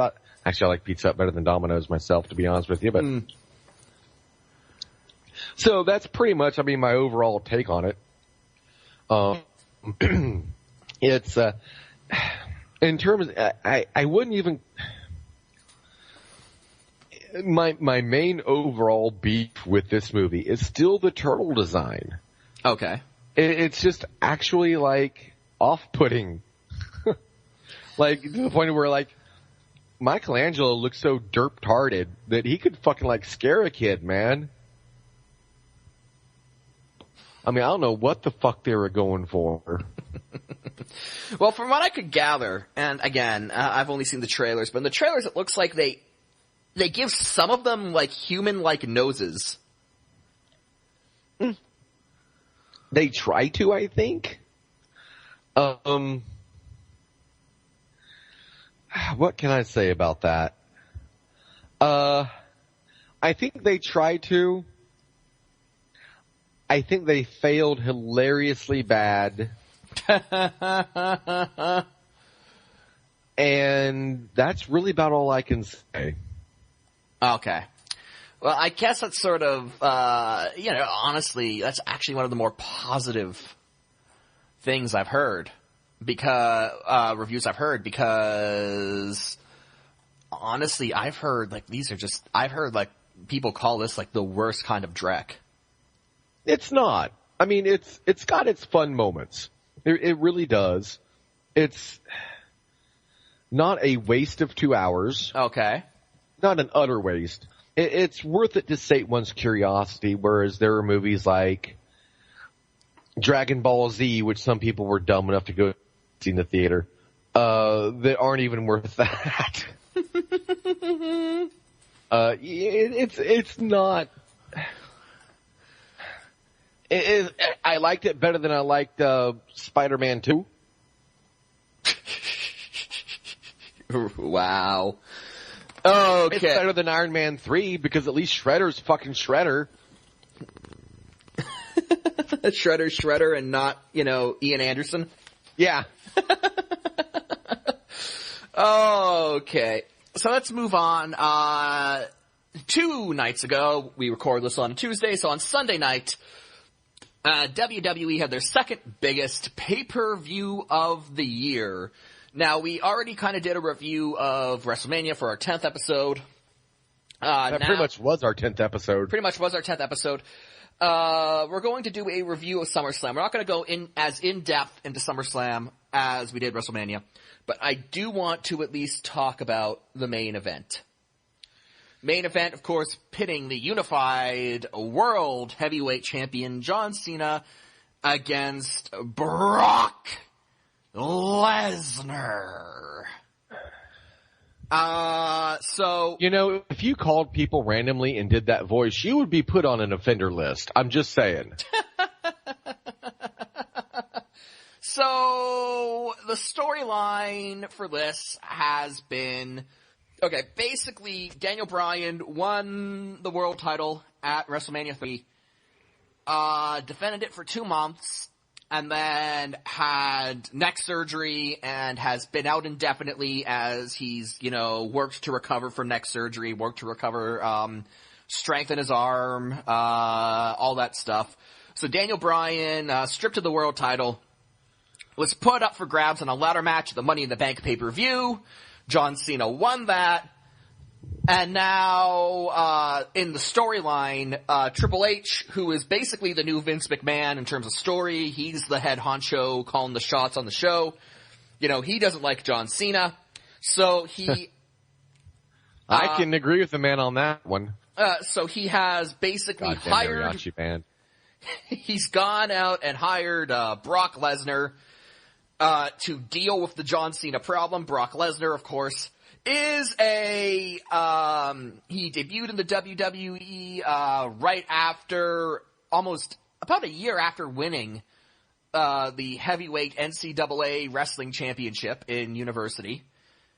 So then he went on to the WWE for 2 years. He was pretty much the big guy in WWE for 2 years. Got 3 world title reigns out of it until he left. Apparently the scheduling, the full-time scheduling of WWE is too much for him. So he went, tried out for the Minnesota Vikings football team, didn't make the cut, but then, got into MMA fighting, got into UFC, became a UFC heavyweight champion, which I actually found immensely amusing. Because UFC fans can be quite snobby when it comes to wrestling. Oh, they're not real, fighters. And then this pro wrestler came in and, won the UFC title in his 3rd fight. So that was kind of fun to see. And then, of course, Brock's retired from UFC, and he's kind of back to the WWE.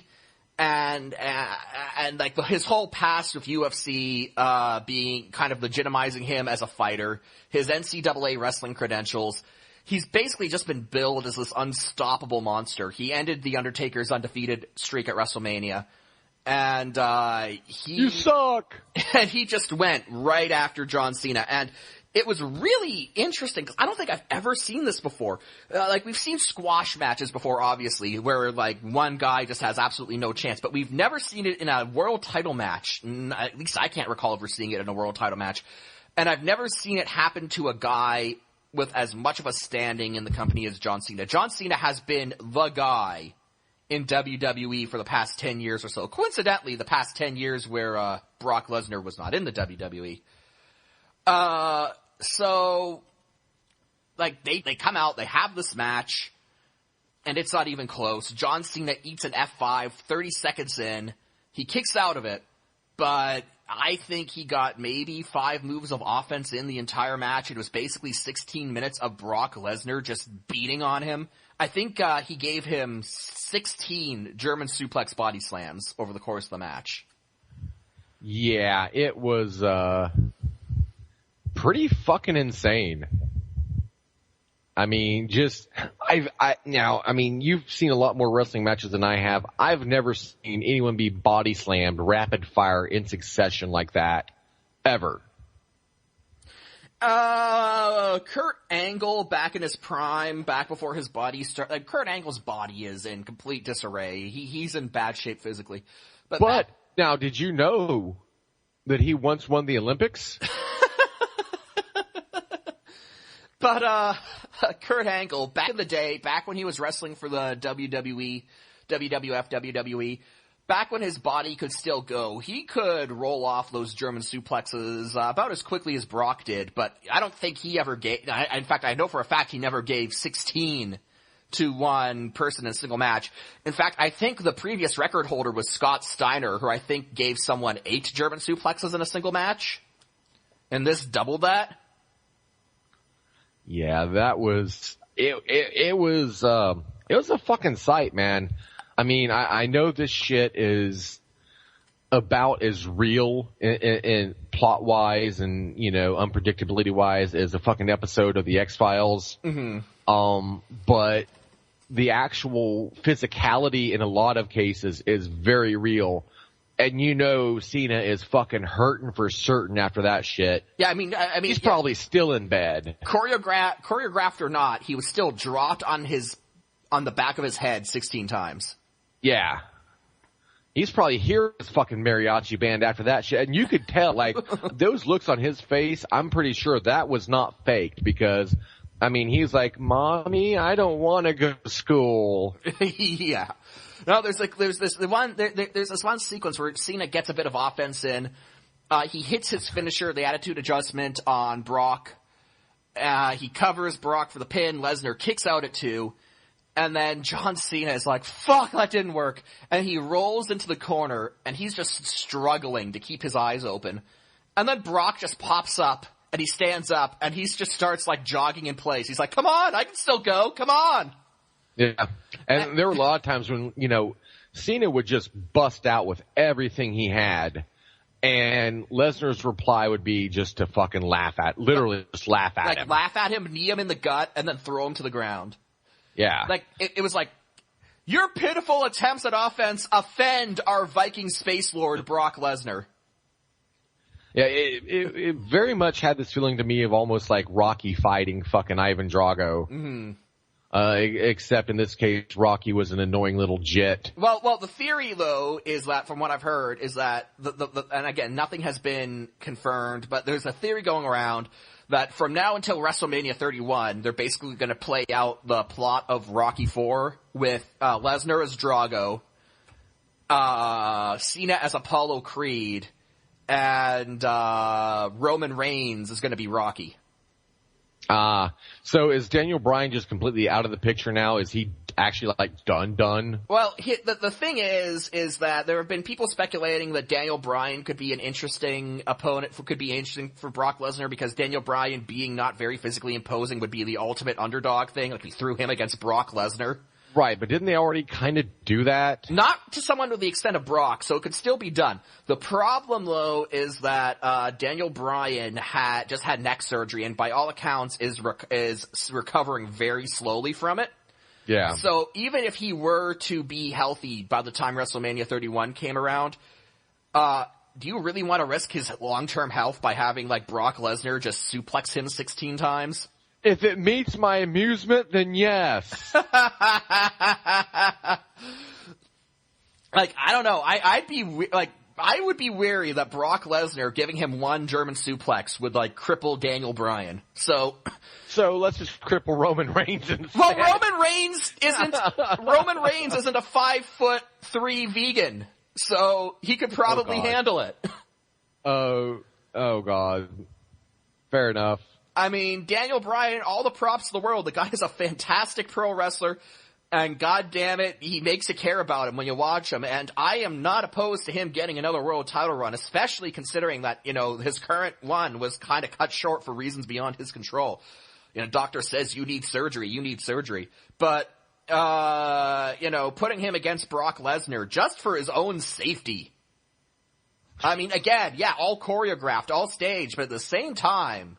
You go in the ring with him, he'll kill you. Yeah, exactly. Like, I fear for Daniel Bryan's well-being if he's in a match where Brock Lesnar drops him on his head. But, yeah, no, this was really interesting to see, because you don't see squash matches for world titles, and you don't see guys of the status of John Cena doing squash matches. Hulk Hogan never got the crap kicked out of him like this. The Rock never got the crap kicked out of him like this. Goldberg never got the crap kicked out of him like this. Stone Cold never got the crap kicked out of him like this. The big stars don't do this. And so, in a lot of ways, props to Cena for agreeing to go out there and do this, because most guys, like Hogan wouldn't even do this in his 50s. And John Cena's still in the prime of his career, and he was willing to lay down for him. So, props in that regard. But just in terms, in the kayfabe world, like the world of the make-believe where it's all real, god damn, this was a beatdown. And as someone who's been sick and tired of John Cena, the character, this was cathartic. This was cathartic to watch, guys. Yeah. I would have liked to have seen Lesnar say something like, "I'm going to shove those fucking trumpets up your ass," and then do it. Well, I would have liked him to have wiped his ass with that stupid towel that he had. Said never give up on it. Never give up. Yeah, John Cena's now got his own branded towels and he's been doing it for a while now, about the last maybe 2 months or so, where before a match, he holds up this towel and it says never give up. Now, of course, you not being a regular fan like me, not watching as much of the product as I do, you were a bit taken back when you saw what was on Cena's sweatband, right? C Nation. C Nation. What do you think about C Nation? Man, to say that's reaching a bit, that's an understatement.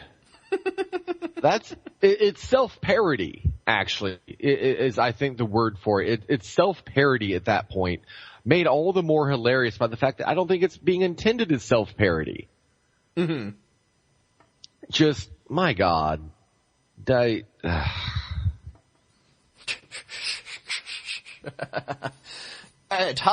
Hopefully C Nation was burnt to the ground, hopefully. He wasn't actually at Raw last night, which was kind of disappointing. I wanted to just see what John Cena would have to say for himself after just getting the crap kicked out of him. He was probably at home fucking drinking his dinner in a fucking smoothie form. God damn it. It was just Brock Lesnar just beating the crap out of him. It was, again, cathartic if you're like me. And I suspect I'm not alone, because since they unified WCW and WWE titles back in December, the champion has been carrying around both belts. But SummerSlam was the last night that they were using the old logo, the scratch logo that kind of made its debut during the Attitude Era in the 90s. And they debuted the new logo on Raw last night. And so the old the WWE title belt had the old logo front and center on it. So they introduced a new belt. The WCW big gold belt has apparently been retired for good. Now we're only going to get one world title. And so during that segment, Brock Lesnar comes out, and he's got the world title, and they present him with the world title. And I just would have liked to see John Cena attempt to run in to ruin that, and then just get, tossed out of the ring. But again, like I said, I suspect I'm not alone, because as they're presenting Lesnar with the new title belt with the new logo on it, the fans are chanting, "Thank you, Lesnar." Yeah.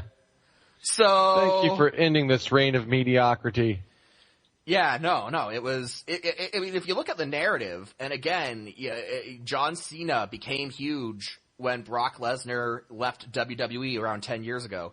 So, in terms of a narrative, it's kind of like Lesnar leaves, Cena rises and becomes like the company guy, and then Brock came back because he was bored and was like, nah, I'm going to show you where you really stand.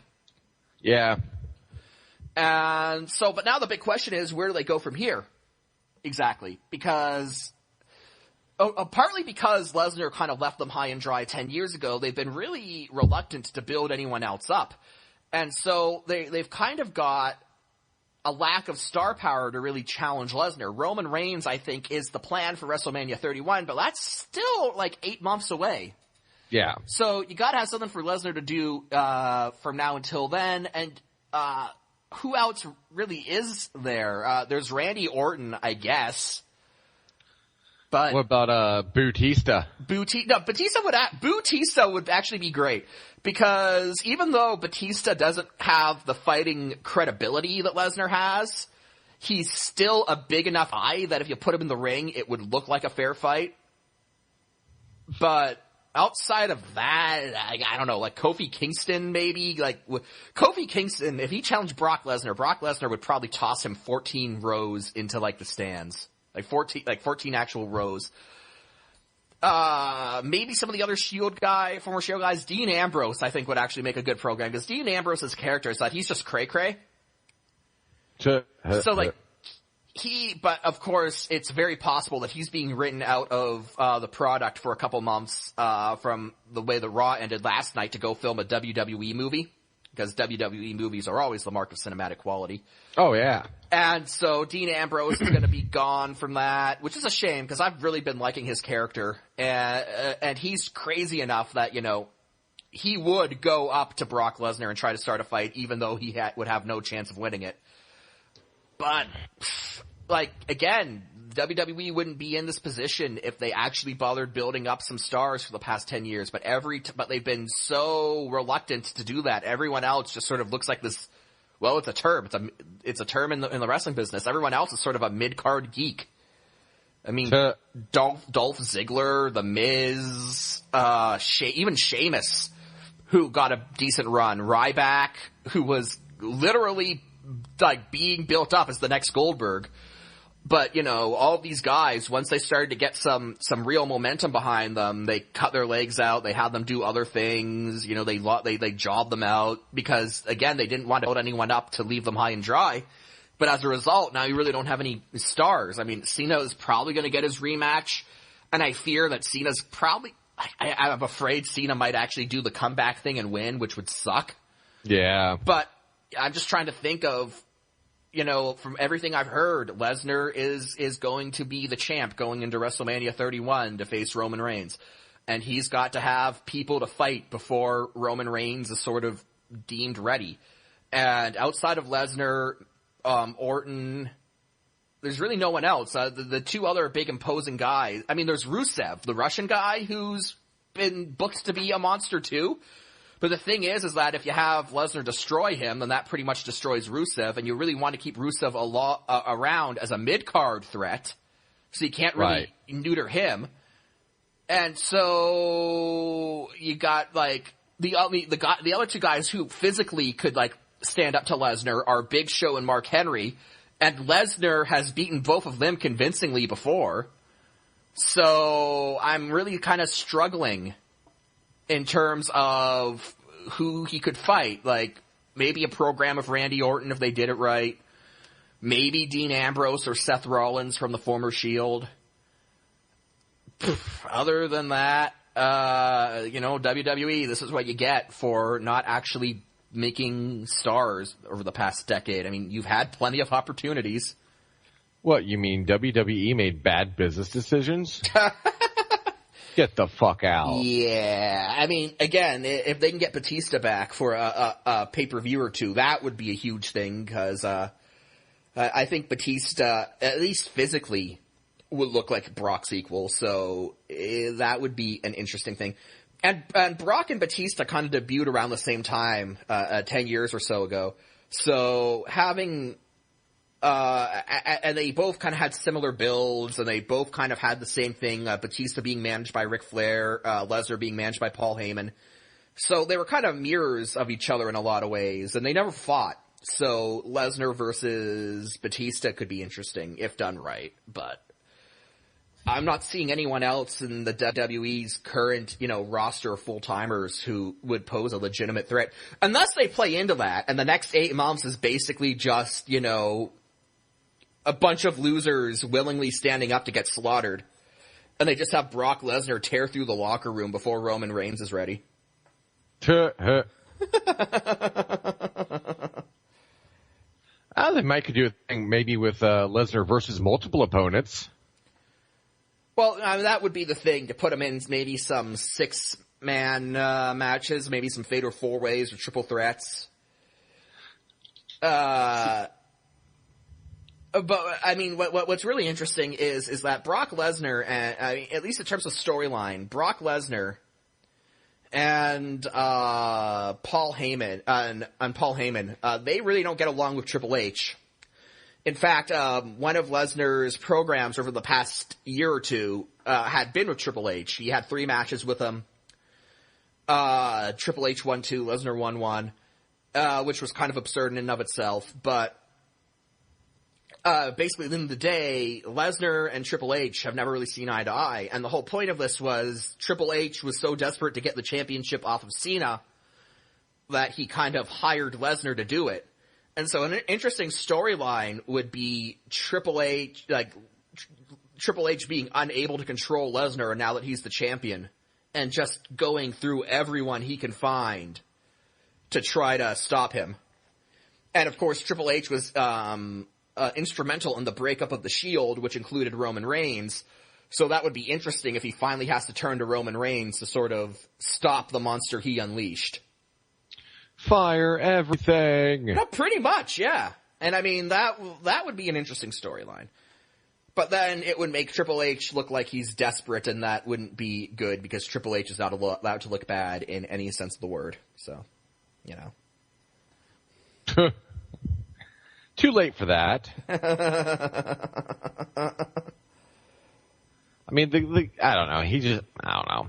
Well, he's as much of an unlikable asshole as Vince is, so, He is. But that was SummerSlam. Brock Lesnar turned John Cena into a pile of, blood, vomit, and urine? Indeed. So, they had to scrape John Cena off of the mat with a spatula afterwards. And, so that was SummerSlam. Very interesting, very historic show, again, because it's something you really don't see in a world title match. It's not something you see with the top star of the company. In fact, I'd almost say it's worth it. It's not a bad show in and of itself. The other matches on the show, nothing was bad, really. There was no match that was just, the Chris Jericho-Bray Wyatt match was a bit of a downer because it just shows how old Chris Jericho is. And I love Chris Jericho, but Jericho just cannot go in the ring anymore, and I think that match really kind of showed it. He was slow. But other than that, the show was good, so I'm not going to say buy SummerSlam, just to see that one show, just to see the final match. But, I definitely would recommend seeing it because of that final match, because it is historic. It is historic. And the rest of the card is entertaining in its own right, so it's not like you're going to feel ripped off, especially if you have the network now. The network now available in all countries. $9.99. Except in Canada. Canada, it's $11.99. Uh-huh. But we've got this weird version of the network up here with Rogers Cable. I'm not sure how it works yet. But basically, not to pimp the network, but I'm just saying, if you want to see SummerSlam, and maybe you're really only interested in seeing John Cena get his head kicked in, then the network's definitely a good means to do that, because you'll be able to see it, for a relatively cheap price. You won't be, paying $55 for one 16-minute match. So if you have a means to see this pay-per-view without breaking the bank, I would definitely recommend it just to see the main event. It is legitimately something you don't see every day in pro wrestling. And it almost had the shock of The Undertaker, because when The Undertaker lost, no one could believe it when the ref counted to 3. And here, I almost didn't believe it when Cena got pinned. Like, I was sort of expecting Lesnar to win, but John Cena matches tend to follow the Hulk Hogan formula where he gets the crap kicked out of him, and then he, like, has his comeback, and then he wins. And I was expecting, like, maybe John Cena would have this huge comeback, and then Lesnar would eke out a win. But no, there was no comeback. Lesnar just kicked his ass for 16 minutes and then pinned him. And I was shocked. So, you know, John Cena, your antics do not amuse Brock Lesnar. So, yeah, definitely see SummerSlam. At least see the main event if you have a means to do that, because damn, you're probably not going to see a world title match like that for a long, long time. It's just a good, fun ass kicking.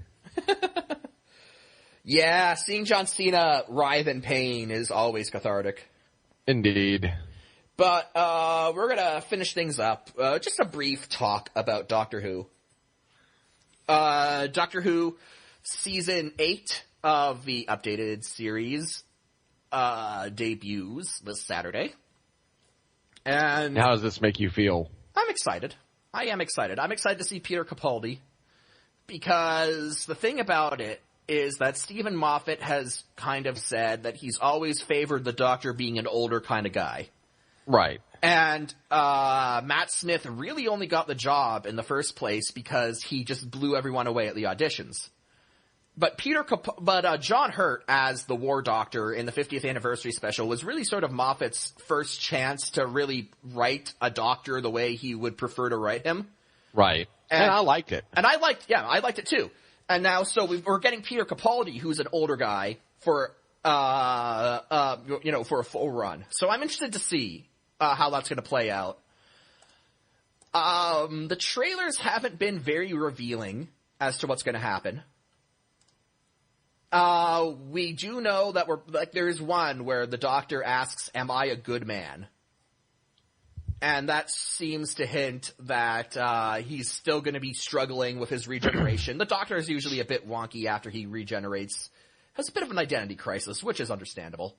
And some of the stills that have been released show a very Victorian look. So I'm going to guess that they probably go back in time, some sort of shenanigans in Victorian London.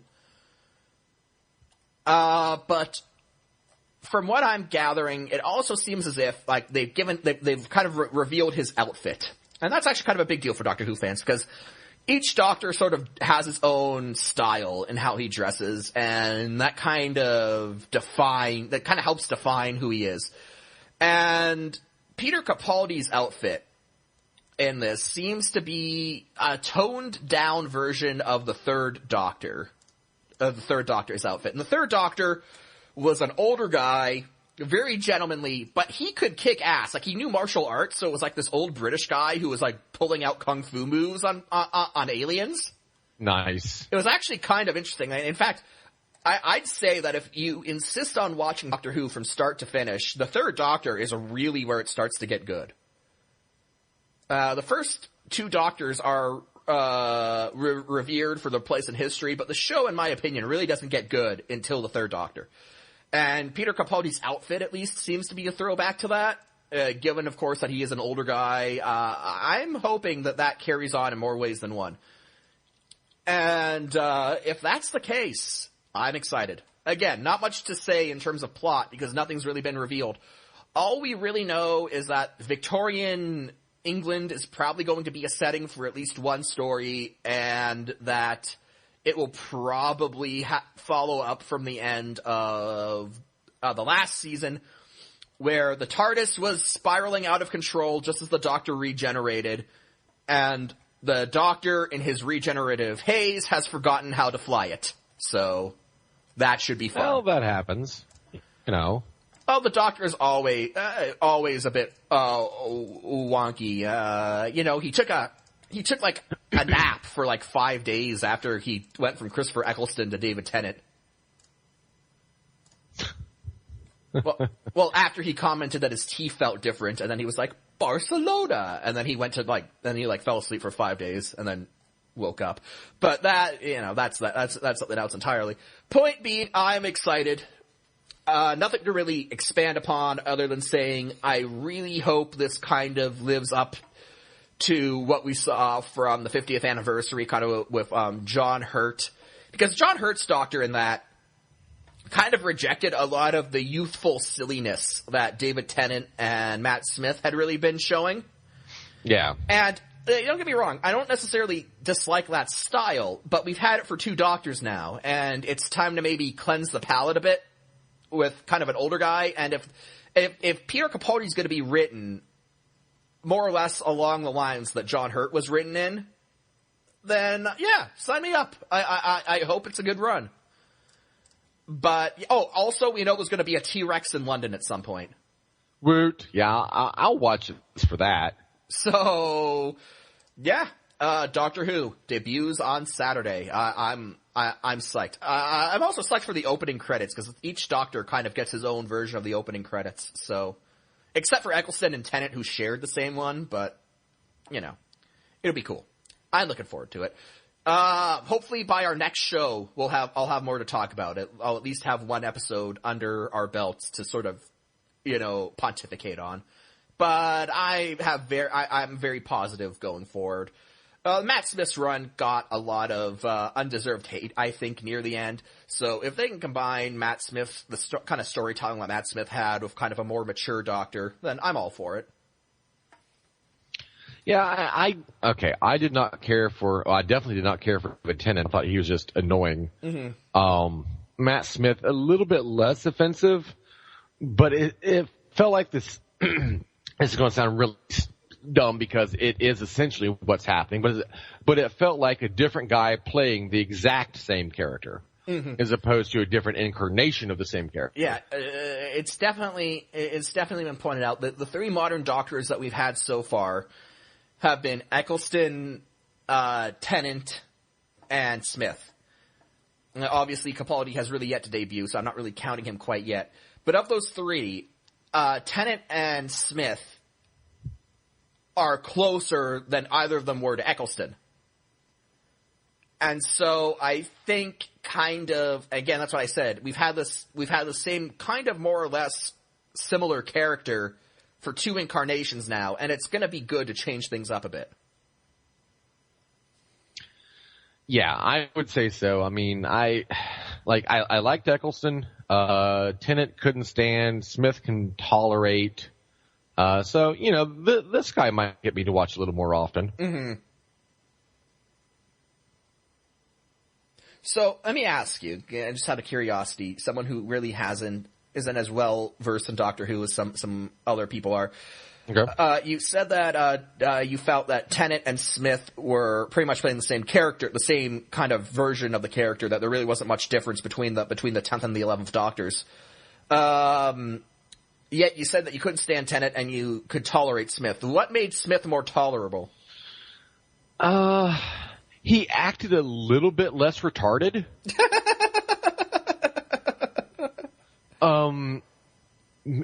I basically felt that the differences between the 2 characters were negligible, yet at the same time, Smith's take on it seemed to be a little bit less annoying. Okay.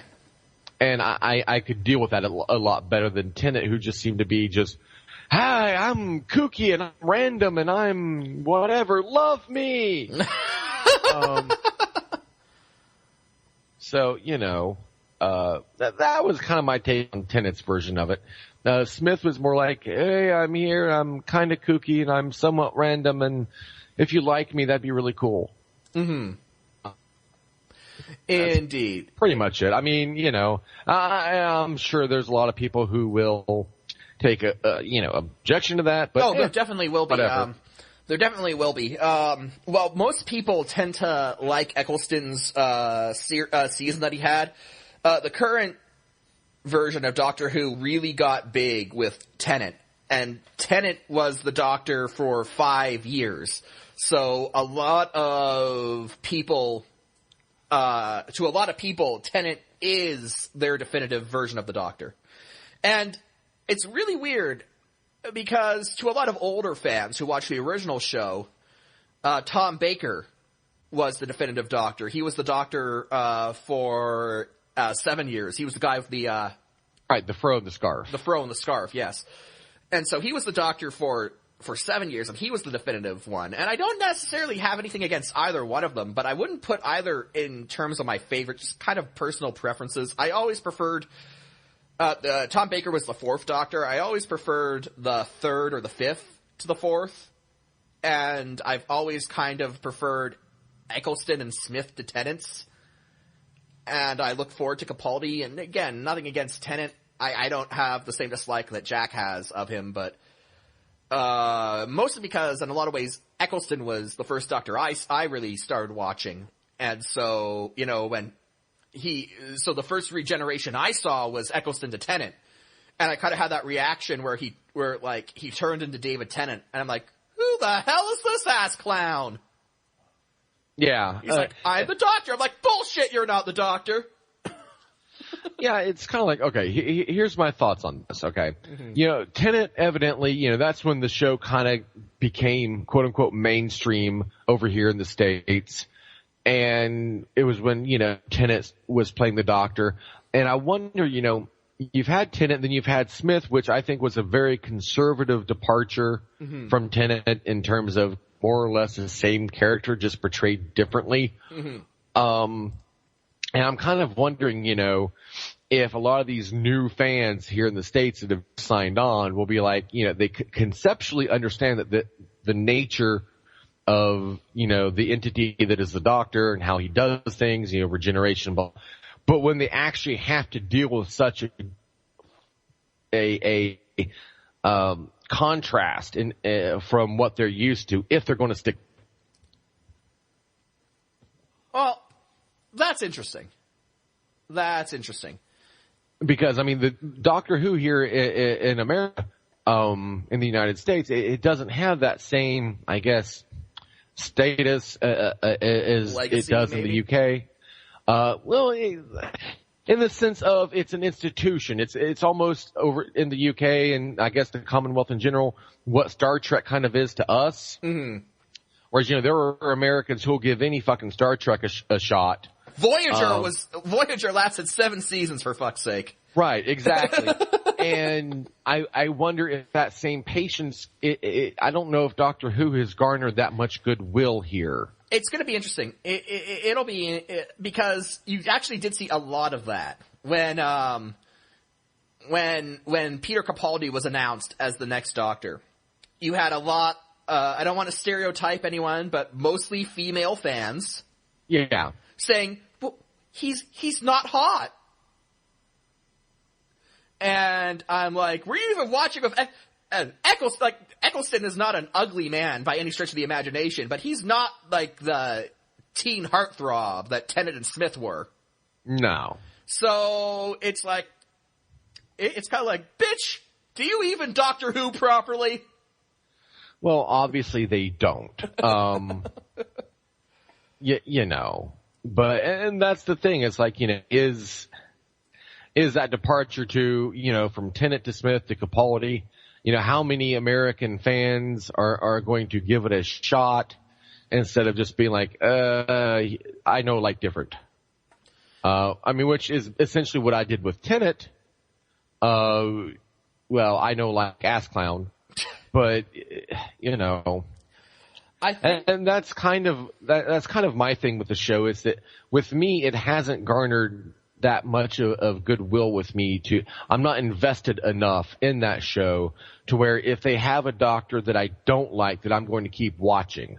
It's like one of those things where if you have a Doctor that I like. To be fair, it wasn't with the British because, god damn it, people stopped watching when Colin Baker became the sixth Doctor.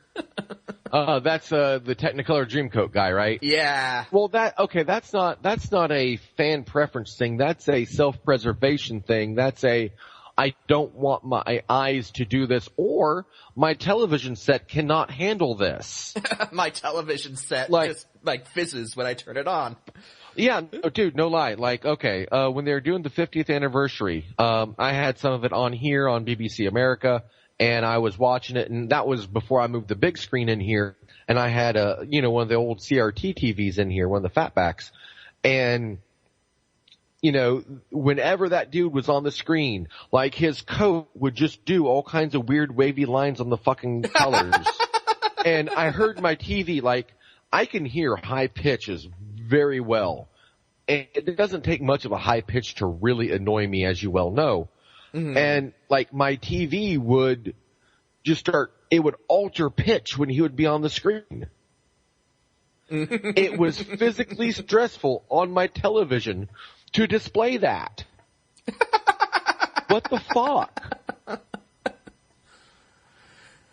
And maybe some of the people who were watching could literally no longer watch because their television just fucking shut the bed. The television was just like, no! I mean, we're talking in like the 70s here or 80s, something, man. 80s, yeah, Colin Baker well, was still 80s. though, in the 80s, okay, look, well now, in early 80s, my grandmother had a black and white TV. A lot of people in the 80s had like old ass TVs. And now, me having a black and white TV in that case is probably a blessing. But like my mother's TV, which would have been, because my mother being the artist insists on having a color television, I can imagine watching it on one of those old TV sets from the 80s and wondering, would it handle it? Like if you actually had the TV set in the 80s, you probably bought it in like the early 70s. Mm-hmm. Because that was how TVs were back then. Mm-hmm. And Jesus, I wonder, man. Or maybe it's just these, later cheaper TVs they've been making, but it physically put a strain on my television. But yes, back to your original point. I am interested to see how many of the fan base who kind of grew attached to the idea of the Doctor as sort of this attractive young man will deal now that we've got an old angry Scotsman playing the Doctor. I, for one, welcome our old angry Scottish overlords. He's probably going to be, I really hope they play up the just, I don't want to say bitterness, but just the don't give a fuckness. Like anyone who's seen Capaldi's work knows that he's a foul-mouthed comedian. So if we see more of that, then yes, I'd like to see the Doctor maybe, just insult people with curse words. I think more shows could use that. But the right people being insulted. Mm-hmm. But yeah, I mean, I'll give it a watch. I've said that from the beginning. I do not in any way, shape, or form consider myself to be a Doctor Who fan. But I see enough appeal in the character. Providing this following circumstances are met. The new character is kind of what I expect him to be according to what you've said. And B, they curb the fucking Daleks and Cybermen down a notch or two, at least a little bit. To where I don't see them every other episode. I think the Daleks are going to be in the first episode. I remember seeing one of like the 16-second spots to hype the new season, and I think there was a Dalek presence in it. Again, the current agreement with the guy who owns the intellectual property of the Daleks says that they have to be used at least once a season, or else they can't use them. Right, but can we just use them once a season, or maybe twice? Once or twice, maybe? Mm-hmm. Yeah, a little less. Mm-hmm. I would like to see them play up on what happened with Gallifrey and all this other shit. Oh, they're definitely. I definitely. They can't just leave Gallifrey hanging. Because I thought that was kind of interesting. This concept of an entire planet being caught in this protective space-time bubble.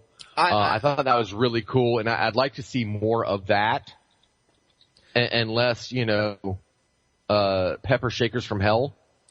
Well, I do think, and I don't know if this has been confirmed or not. This is just kind of me speculating that the upcoming season will probably feature the search for Gallifrey as a central premise. I mean, that's at least what I would guess. It was, they hinted at it. I mean, obviously it was the plot point in the 50th anniversary special, and they hinted at it in Time of the Doctor, which was Smith's last episode, that, Gallifrey was still out there.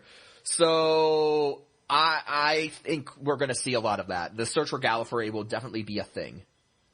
And, of course, we'll probably get, no, Doctor, your Gallifrey is in another castle a few times. Yeah, most likely. But with that, this has been episode 28 of Basically a Geek Show. Of course, Stitcher, Spreaker, iTunes, YouTube, basicallyasportshow.com. Always. Your bathroom window. Exact. Indeed. All places where you can catch us. You can send us an email, basicallyageekshow@gmail.com, on Twitter @ageekshow. And on top of that, I think that's it for the plugs.